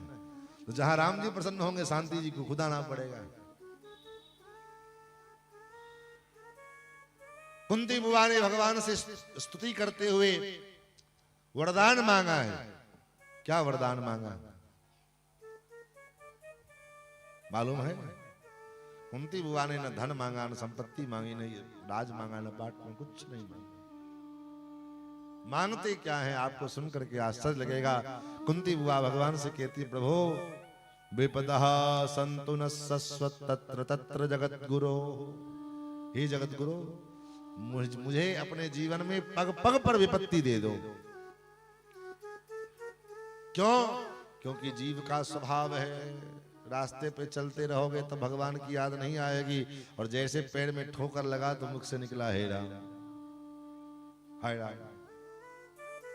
होता है ना, मोटरसाइकिल पे जा रहे हैं तो बिल्कुल चले जा रहे मस्ती में लहराते हुए, लहरिया कट मारते हुए, और जैसे सामने से गाड़ी को आते देखा, अब लगा कि अब मरे, अब ठोके, अब ठोके, तब भगवान की तुरंत याद आती है। तो जीव के मुख से जो स्वभाव है जीव का, जब हॉस्पिटल के बेड पर में पड़े रहते तब ही राम राम याद आती है। घर के बेड पे पड़े रहते तब तो महाराज मोबाइल चलाओ, टीवी देखो। तो जीव का स्वभाव है, विपत्ति जब होती है जीवन में तभी भगवान की याद आती है, संपत्ति में भगवान की याद नहीं आती है। दुख में सुमिरन सब करे, सुख में करे न कोई, और जो सुख में सुमरण करे तो दुख काहे को होए। स्वभाव हमारा, दुखों से जो ठोकर खाई न होती, प्रभु की मधुर याद आई न होती। तो दुख का ठोकर लगता है तब भगवान की याद। विपत्ति मांगा है भगवान। कुंती बुआ के इस भाव पर मैं ठहर गए, और ठहरने का एक कारण और भी था। क्या? बोले महाभागवत पितामह भीष्म सर की सैया पर पड़े हुए हैं, शरीर में जितने रोम हैं उतने बाण लगे हुए हैं, जितने रोया उतने बाण, शरीर से एक एक बूंद रक्त निकल चुका है, लेकिन फिर भी जिंदा हैं, जीवित हैं। क्यों? क्योंकि इच्छा मृत्यु का कवच पहने हुए हैं। जब तक उनकी इच्छा नहीं होगी तब तक मृत्यु भी उनका बाल बांका नहीं कर सकती। पितामह भीष्म के पास भगवान पधारे, और पितामह भीष्म ने जब भगवान को आया देखा, भगवान से प्रार्थना की, प्रभु सदैव देवो भगवान प्रतीक्षताम। हे नाथ, अब आप प्रतीक्षा करो। कब तक प्रतीक्षा करें? भगवान को लगा कब प्रतीक्षा करने के लिए करें तो कर लेते हैं। भीष्म पितामह कहते, कलेवरम यावदिदम हिनोम्यहम। जब तक इस कलेवर का त्याग न कर दो तब तक आप यहीं पर रुके रहो। जब मैं अपने कलेवर का त्याग कर दूं तब आप जाना। भगवान का मुखड़ा उदास हो गया। क्यों? भगवान विचार करते हैं कि इनको तो इच्छा मृत्यु का वरदान है, पता नहीं कब इच्छा होगी, महीने भर में कि 2 महीने में कि 6 महीने में कि साल भर में, कब इनकी इच्छा होगी, क्यों, क्या ठिकाना है, और कब तक खड़ा रहना पड़ेगा। और ये कह रहे हैं कि कलेवरम यावद्दम हिनोम्यहम। भगवान का मुखमंडल उदास हो गया। तो भगवान का मुखमंडल उदास हुआ तो पितामह भीष्म ने कहा, प्रभु ये लटका हुआ चेहरा देखने के लिए थोड़ी न बुलाया, थोड़ी न निवेदन किया है। तब आपका मुखमंडल एकदम प्रसन्नता से खिला हुआ हो, प्रसन्न हासारुण लोचनोल्लसन मुखाम मुझो ध्यान पतस चतुर्भुजा। आपका मुखमंडल प्रसन्नता से खिला हुआ हो, और आपके इस मुखारबंद का अवलोकन करते हुए, इस मुखारबंद का दर्शन करते हुए मैं प्राण त्यागूं, यही मेरी इच्छा है, यही मेरी कामना है।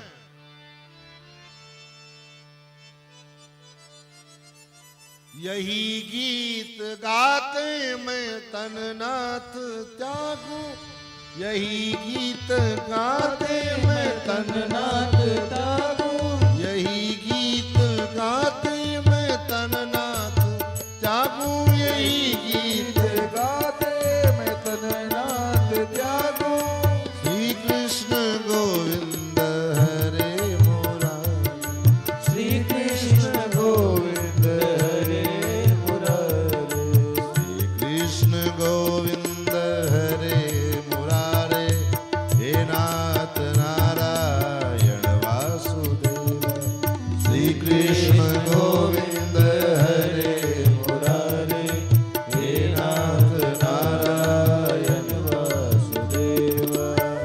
देहांत काले तुम सामने हो, देहांत काले तुम सामने हो, देहांत काले तुम सामने हो, देहांत काले तुम सामने हो। मुरली बजाते मन को लुभाते, मुरली बजाते मन को लुभाते, यही गीत गाते मैं तननाथ त्यागूं, यही गीत गाते मैं तननाथ त्यागूं, यही गीत गाते मैं तननाथ त्यागूं, यही गीत गाते मैं तननाथ त्यागूं। हे नाथ नारायण वासुदेवा, हे नाथ नारायण वासुदेवा। श्री कृष्ण गोविंद हरे मुरारे, श्री कृष्ण गोविंद हरे मुरारे, श्री कृष्ण गोविंद हरे मुरारे, श्री कृष्ण गोविंद हरे मुरारे। हे नाथ नारायण वासुदेवा, हे नाथ नारायण वासुदेवा, हे नाथ नारायण वासुदेवा, हे नाथ नारायण वासुदेवा। हे नाथ आपका मुखमंडल प्रसन्नता से खिला हुआ हो, मंद मंद मुस्कुरा रहे हो आप, और तिरछी तिरछी निगाह से तिरछी चितवन से आप मेरी ओर देख रहे हो। आपके मुखाड़ बंद के ऊपर में ये जब आप मुस्कुराते हो तो मुस्कुराते ही आपके कपोल में जो गड्ढा बन जाता है महाराज, उस कपोल में उस बड़े गड्ढे के ऊपर में करोड़ों करोड़ों कामदेव ने उछावर हो जाए। आपके कानों का ये कुंडल, आपके मस्तक पर लगा हुआ ये दिव्य किरीट मुकुट, आपके गले में पड़ी हुई ये सुंदर मनमाला, इस रूप को देख करके मैं अपना शरीर त्याग करूं। आपके इस रूप पर मैं महाराज करोड़ों करोड़ों कामदेव ने उछावर कर दिए जाए। आपके एक मुस्कुराहट के लिए, आपके एक मुस्कान पर में आपके लाखों भक्त कुर्बान हो जाते महाराज। तेरी मंद मंद मुस्कनिया पे बलिहार राघव जी, बलिहार राघव जी, तेरी मंद मंद मुस्कनिया पे जी, बलिहार राघव जी।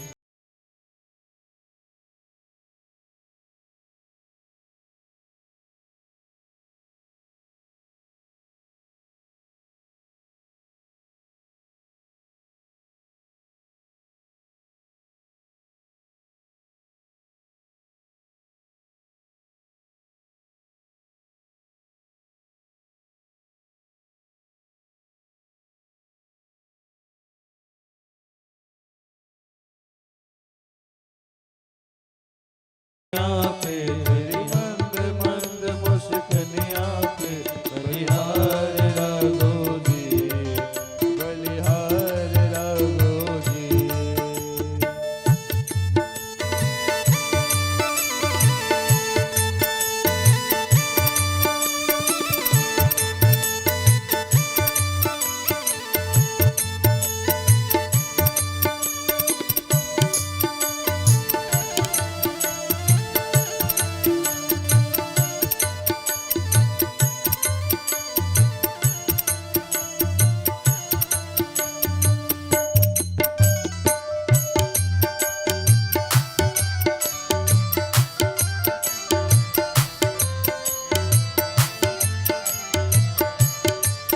तेरी चाल अजब मतवाली लगती है प्यारी प्यारी, तेरी चाल अजब मतवाली लगती है प्यारी प्यारी, तेरी चाल अजब मतवाली लगती है प्यारी प्यारी, तेरी चाल अजब मतवाली लगती है प्यारी प्यारी, तेरी पायल की झनकार बलिहार पे तेरी पायल की झनझनिया पे बलिहार सांवरे बलिहार रामो जी।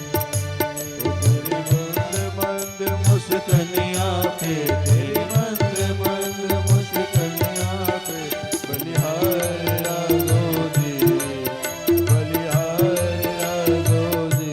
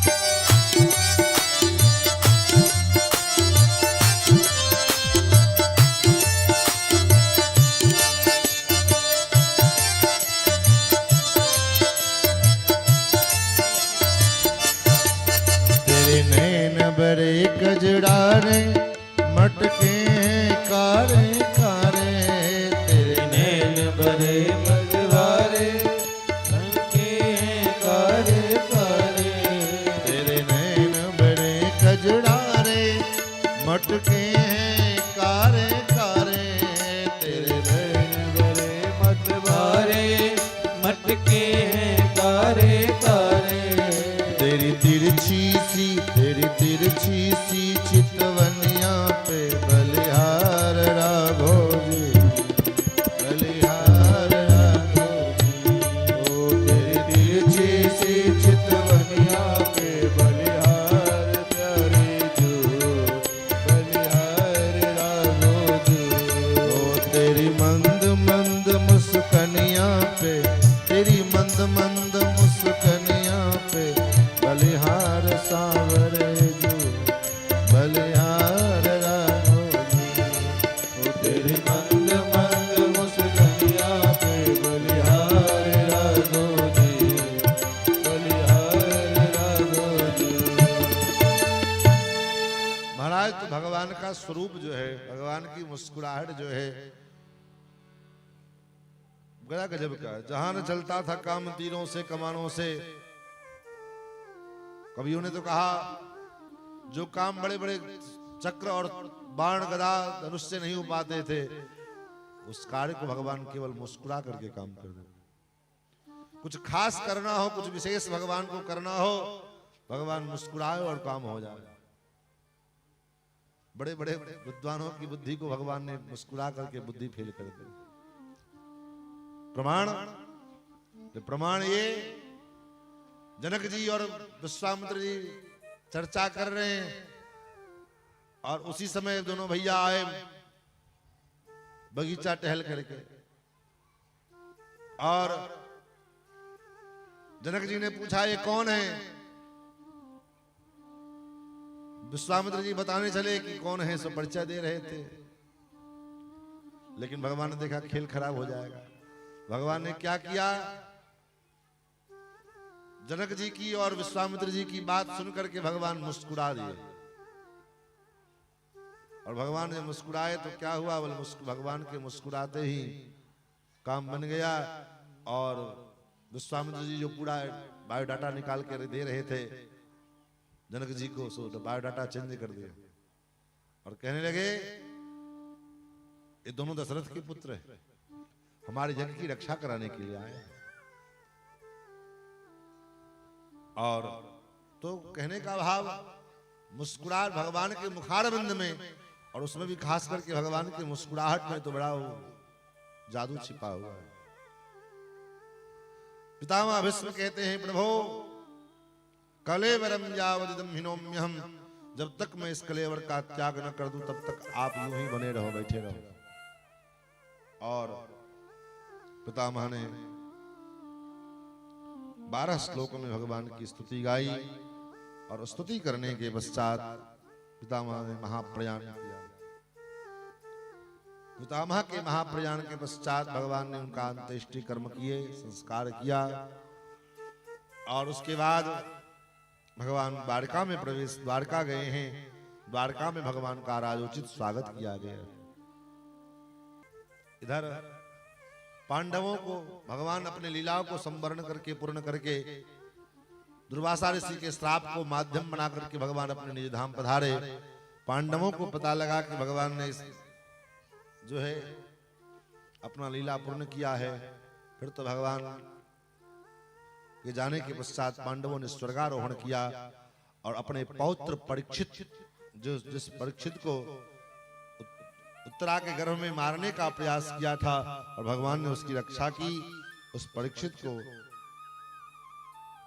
राजगद्दी पर बिठाया और भेज दिया।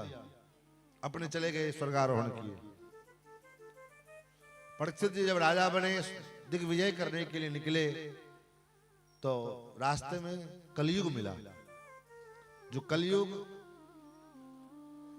एक दंड लेकर के, एक 3 पैर से टेढ़ा लंगड़ा बैल है और एक दुबली पतली गाय है, दोनों को पीट रहा था। उस व्यक्ति के काले रंग के, उस व्यक्ति के नृशंस उस कृत्य को देख करके परीक्षित जी को बड़ा क्रोध आया और उन्होंने उसको मारने के लिए चले। वो आकर के चरणों में गिर पड़ा, महाराज पाही माम, क्षमा कर दो, क्षमा कर दो। तो कौन हो तुम? महाराज मैं कलयुग हूं और कलयुग मेरे राज्य में क्या कर रहा है? तो कहां जाऊं? आप चक्रवर्ती सम्राट हो, एक छत्र आपका पूरा राज्य है, जहां जाऊं मैं महाराज वहीं आपका स्थान है, कहां जाऊं? बोले तो कोई बात नहीं, मेरे राज्य से बाहर निकल जाओ। बोले आप ही कोई स्थान दे दो जहां मैं चला जाऊं।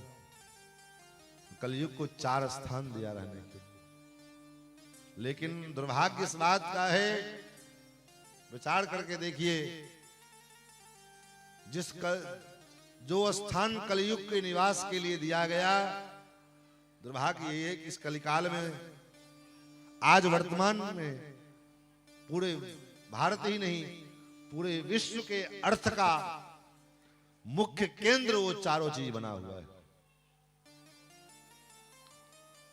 आज भारत, विश्व को छोड़ो, भारत कहीं देख लो, भारत के अर्थव्यवस्था का मूल केंद्र बना हुआ है वो चारों चीज, जिसको रहने के लिए, कलयुग को रहने के लिए जो दिया गया, जो कलयुग का रहने का 4 स्थान है। कौन सा है? बोले सबसे पहला स्थान द्यूतम, जहां जुआ खेले जाए, वहां कपट के रूप में तुम निवास करो। अब ये जुआ, द्यूत क्रीड़ा, जुआ जो है ये आज घर घर में खेला जा रहा है। कहीं घर घर में कैसे खेला जाता है? पहले तो लोग कसिनो में जाके खेलते थे, चाहे कहीं जो है निर्जन एकांत जंगल में, गाछी बिरछी में लोग खेलते थे। अब आजकल बोले सबके हाथ में कसिनो आ गया। ये जो जितने गेम खेलते हैं, मोबाइल पैसा डाल करके जो भी अपलोड करो, ये करो, ये जो प्रचार प्रसार होता है, इतने लोग नेता लोग, अभिनेता लोग सब उसका प्रचार करते हैं। यहाँ तक कि प्रधानमंत्री मोदी ने भी प्रचार किया था। अंबानी के द्वारा गेम लॉन्च किया गया कि इसमें इतना पैसा कमाओ, ये करो। तो ये सब क्या है? बोले यही द्यूत का एक अंग है, जो आज वर्तमान में भारतवर्ष के आर्थिक उन्नति का एक मूल कारण है। दूसरा पानम, जहां मदरा पान किए जाए। आपको सुनकर हैरानी होगी महाराज, अभी परसों का न्यूज है कि अकेले बिहार में तो बंद है, तो केवल नाम के लिए बंद है, बाकी तो सब जानते हैं कितना बंद है, कितना खुला है। लेकिन यूपी में खुला हुआ है, तो अकेले केवल रायबरेली जनपद, यूपी का, उत्तर प्रदेश का रायबरेली जनपद, जिस जनपद से अकेले रायबरेली जिला में होली के 3 दिन से जो है, 3 दिन के क्रम में, 2, 3, 4 के क्रम में 13 करोड़ का जो है मदरा सेलिंग किया गया। 13 करोड़ या 1300 करोड़, पता नहीं कैसे कुछ, 13 करोड़ होगा, 1300 तो नहीं होगा। अब 13 करोड़ केवल एक जिला में अगर हुआ तो विचार करो 70-80 जिला है महाराज जी, और वो इससे सरकार का बजट बढ़ता है, सरकार का आर्थिक जो है सहयोग मिलती है, जिससे सरकार स्टेट को, राज्य को चलाता है, देश को चलाता है। तो जो चीजें कलयुग का और सरकार के द्वारा उसको लाइसेंस दिया जाता है, अब अनुमति दी जाती है चलाने के लिए, क्यों बोले आर्थिक रूप से मजबूत करने का मूल कारण है। और तीसरा है स्त्रीय सूना, जहां वेश्यावृत्ति, अंग व्यापार, अंग व्यापार केवल बिस्तर तक जाकर के ही अंग व्यापार करना नहीं होता है, तब 8 प्रकार के अंग व्यापार होते हैं। अगर मन से भी किसी के प्रति, किसी पुरुष के प्रति अथवा किसी स्त्री के प्रति अगर मन में कामना उत्पन्न हो गई, उसको देखकर वासना उत्पन्न हो गई, तो वो भी एक प्रकार का अंग व्यापार है, वो भी एक प्रकार का जो विचार के दायरे में आता है। और आज वो अंग व्यापार, हम तो महाराज क्या करें, बोले बिना रहा नहीं जाता, बोलते हैं तो डर भी लगता है कि पता नहीं कब कौन सा संस्था कल मोर्चा निकाल दे हमारे खिलाफ। आजकल तो यही समस्या है। आजकल महात्मा लोग यथार्थ बोलने से घबराने लगे हैं। क्यों? यथार्थ बोलेंगे महाराज कब उठा के किस मुद्दे में मुकदमा कर दिया जाएगा, जेल में डाल दिए जाएंगे। जब देश के शंकराचार्य को नहीं छोड़ा जाता है तो हम लोग किस खेत की मूली हैं। तो ये विडंबना है इस देश में। जहां धर्म की बात अगर आप खुल करके करना चाहो तो नहीं कर सकते। अगर आपके धर्म की बात को रखने से अगर किसी तंत्र को अगर नुकसान हो रहा है तो वो तंत्र आपको महाराज उठा के पटक देगा। क्यों? क्योंकि उसको धर्म से मतलब नहीं है, उसको अपने तंत्र को बचाने से मतलब है। अब वो चाहे वो तंत्र विशुद्ध अधार्मिक क्यों ना होवे, लेकिन अगर उसका तंत्र नहीं बचेगा तो उसका जो है दुकानदारी कैसे चलेगी? दुकानदारी नहीं चलेगी तो फिर वो भूखों मर जाएगा। तो अपनी भूखमरी को बचाने के लिए चाहे वो अधर्म का पक्ष लेना पड़े, चाहे धर्म को रसातल में ले जाना पड़े, कुछ भी करना पड़े, लेकिन तंत्र बचना चाहिए।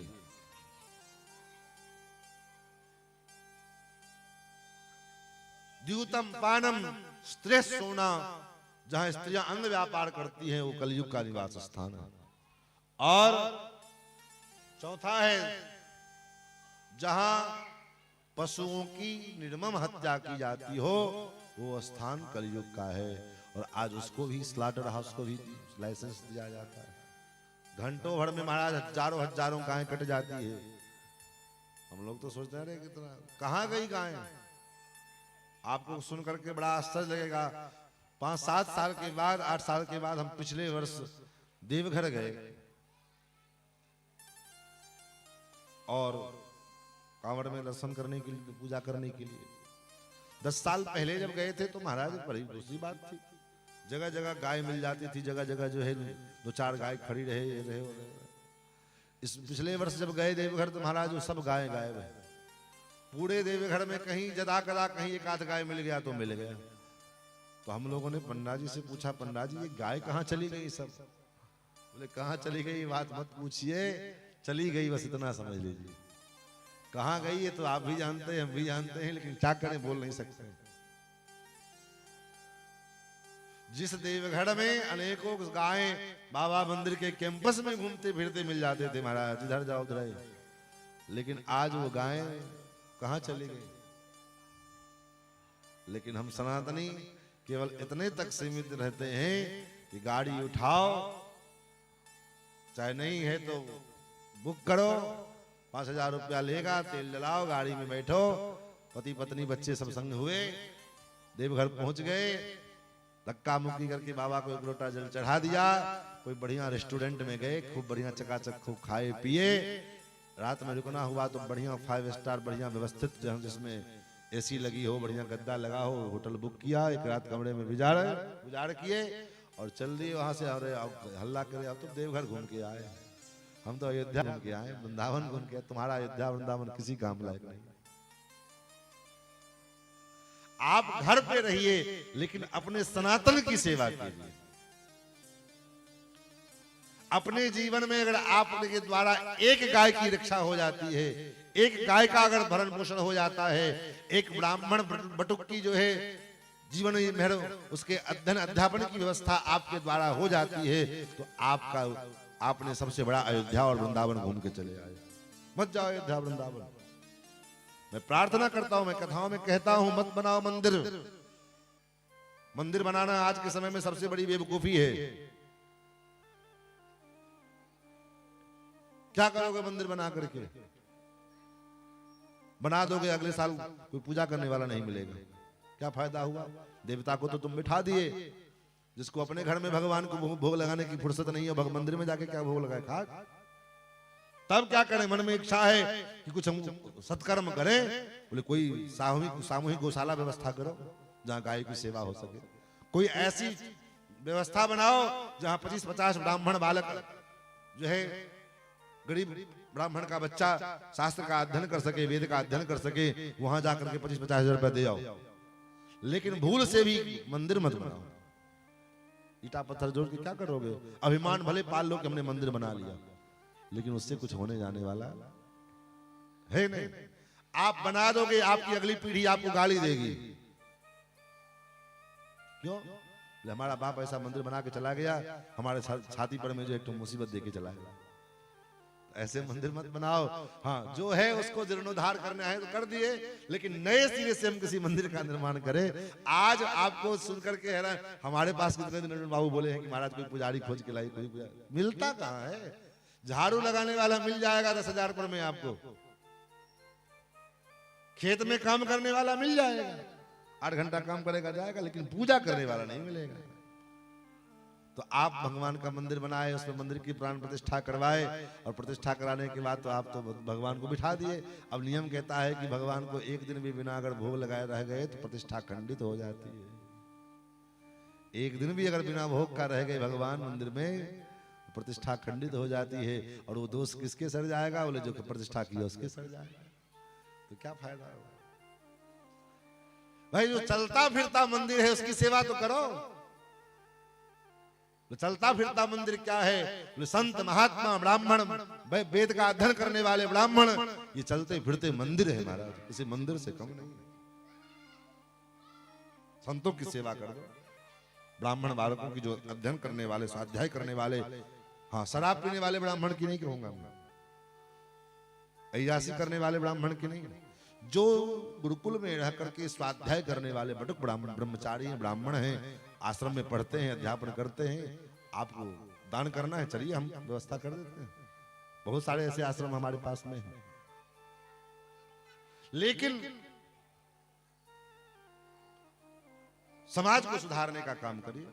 ऐसे सत्संग करा लीजिए, कथा करा लीजिए, जिससे समाज में कुछ न कुछ नई प्रेरणा जागृत होगी। लेकिन ये चीज से हमको कोई लेना देना नहीं। हम तो बस अभिमान पाले हैं। भारत के सारे तीर्थ घूम आए महाराज, क्या मिला? मिला क्या? सारे तीर्थ घूम आए। तो आप बताओ, आज से 10 साल पहले जिस तीर्थ को घूम के आए होगे, उस तीर्थ का जो क्या नक्शा भूल गए होगे, याद ही नहीं है। एक बद्रीनारायण चले जाओ, बद्रीनारायण से घूमने लौटने के बाद मंदिर में जितने बिगड़ा है उनका स्वरूप याद नहीं रहेगा। तो तीर्थ जाना अच्छी बात है, जाइए, घूमिए फिरिए, कोई दिक्कत नहीं है। लेकिन सनातन की आज के समय में, वर्तमान परिस्थिति में, सनातन की सच्ची सेवा ये है कि आपके द्वारा कितना अधिक से अधिक गौवंश की रक्षा हो जाती है, गौवंश का पालन हो जाता है। हाँ, और एक भ्रम ये भी बाहर निकाल दीजिए, ये मत सोच लेना कि हम तो गाय अपने दरवाजे पे बैठा के रखवे किए हैं। वो गाय नहीं है। गाय किसको कहते हैं? जो वेद लक्षणा जो गाय है, वो गाय जिसके सिंह हो, श्रृंग शासनादिमत्तम गोत्तम, और गले में मांस लटक रहा हो, कंधे पर में वो क्या बोलते हैं उसको, ककुद हो, वो गाय है। ऐसे गोवंश की रक्षा अगर आपके द्वारा, अगर पूरे जीवन में एक गोवंश का भी आप पालन कर लेते हैं, तो ये आपके लिए, आपका जीवन, हिंदू जो होना आपका सार्थक हो गया। अन्यथा धर्म केवल इतने मात्र नहीं है कि आप तीर्थ में गए, रहे, खाए पिए, घूमे, ऐसे मौज करके चले आए और आप धर्मात्मा हो गए। इतने मात्र से आप धर्मात्मा नहीं बन जाते। धर्मात्मा बनने के लिए राजा दिलीप ने गौवंश की रक्षा करने के लिए अपने आप को समर्पित कर दिया। सिंह ने कहा ये मेरा भाग है, मुझे पेट भरना है, मुझे खाना है इसको। बोले मुझे खा लो, गाय को नहीं खाने देंगे। धर्म की रक्षा करने के लिए हमारे पूर्वाचार्यों ने क्या क्या नहीं किया। और आज हम अत्यंत सीधे सीधे सोचते धर्मात्मा हम बन जाए। हम हिंदू हैं, सनातनी हैं, हिंदू बन जाए, सनातनी बन जाए, धर्मात्मा बन जाए। जिस सनातनी होने का परिचय देने के लिए हमारे पुरखों ने अपनी गर्दन कटवा दी, लेकिन अपनी शिखा को नहीं कटने दिया।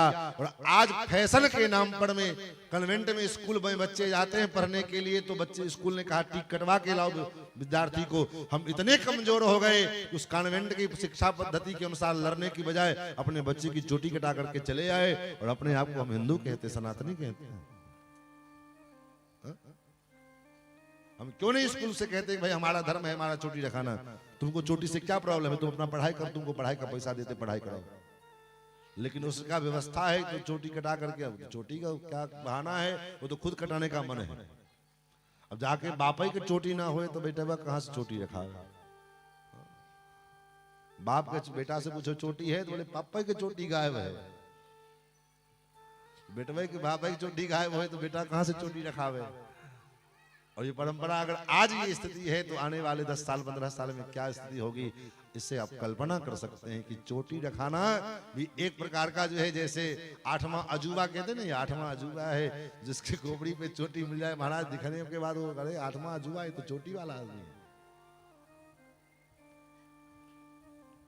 भविष्य को देख करके अपने धर्म का भविष्य में क्या स्थिति आने वाली है हमारे धर्म के ऊपर में, उस संसार धर्म की रक्षा का जो है दायित्व निर्वाह करना चाहिए। कलयुग को 4 स्थान दिया, 5वें स्थान के रूप में स्वर्ण मांगा, स्वर्ण में स्थान दे दिया। और महाराज उसके बाद एक दिन राजा परीक्षित शिकार करने के लिए गए, स्वर्ण के मुकुट में कलयुग घुस गया, जिसके परिणाम स्वरूप राजा की बुद्धि विकृत हो गई। और जिन हाथों से रोज वो संतों की सेवा किया करते थे, आज उन्हीं हाथों से संत का अपमान करके समीक महर्षि के गले में मड़ा हुआ सर्प डाल करके चले आए।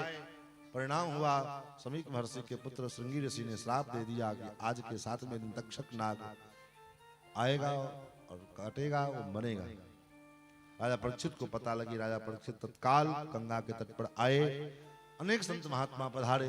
उसी क्रम में सुखदेव जी का आगमन हुआ। सुखदेव जी का पूजन किया, प्रणाम किया और उनसे प्रश्न किया है कि जो है तत्काल जिसकी मृत्यु हो, जिसकी मृत्यु सन्निकट हो जाए, ऐसे जीव का कल्याण कैसे हो, उसका उद्धार कैसे। परीक्षित जी को सुखदेव जी ने विराट स्वरूप का वर्णन करके सुनाया है। उसके बाद सृष्टि के विषय में प्रश्न किया, कहा यही प्रश्न देवर्षि नारद जी ने ब्रह्मा जी से किया और यही प्रश्न विदुर जी ने मैत्रेय जी से किया।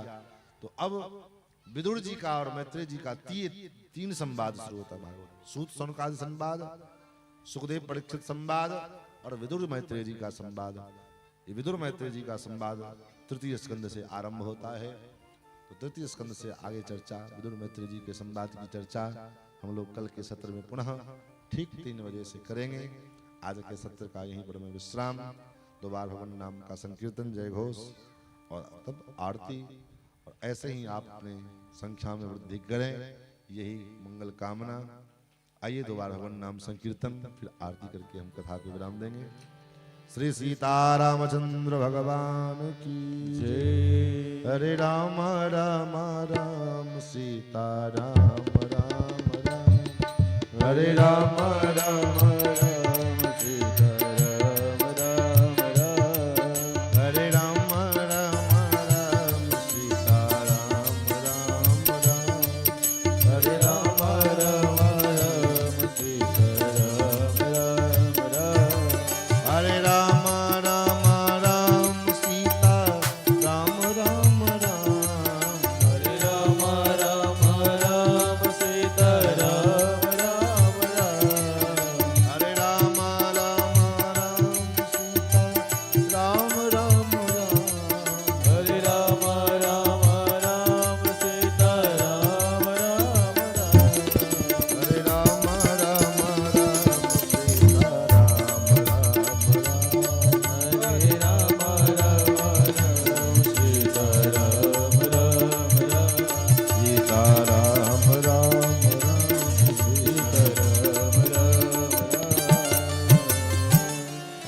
चंद्रमा मनसो जातचक्षुः सूर्यो अजायत श्रोत्रादश्च प्राणश्च मुखादग्निरजायत। श्री भागवत भगवान की है आरती, पापियों को पाप से तारती। श्री भागवत भगवान की है आरती, पापियों को पाप से तारती। ये अमर ग्रंथ, ये मुक्ति पंथ, ये पंचम वेद निराला, नव ज्योति जगाने वाला। ये अमर ग्रंथ, ये मुक्ति पंथ, पंचम वेद निराला, नव ज्योति जगाने वाला। ये अमर ग्रंथ, ये मुक्ति पंथ, ये पंचम वेद निराला, नव ज्योति जगाने वाला। ये अमर ग्रंथ, ये मुक्ति पंथ, पंचम वेद निराला, नव ज्योति जगाने वाला। हरि नाम यही, हरि धाम यही, हरि नाम यही, हरि धाम यही, हरि नाम यही, हरि धाम यही, हरि नाम यही, हरि नाम यही। प्रभु के मंगल की आरती, पापियों को पाप से है तारती। श्री भागवत भगवान की है आरती, पापियों को पाप से है तारती। ये शांति गीत पावन पुनीत, पापों को मिटाने वाला, हरि दर्श कराने वाला। ये शांति गीत पावन पुनीत, पापों को मिटाने वाला, हरि दर्श कराने वाला। पावन पुनीत, पापों को मिटाने वाला, हरि दर्श कराने वाला। ये शांति गीत पावन पुनीत, पापों को मिटाने वाला, हरि दर्श कराने वाला। ये सुख करणी, ये दुख हरणी, ये सुख करनी, ये दुख हरनी, ये सुख करनी, ये दुख हरनी, ये सुख करनी, ये दुख हरनी।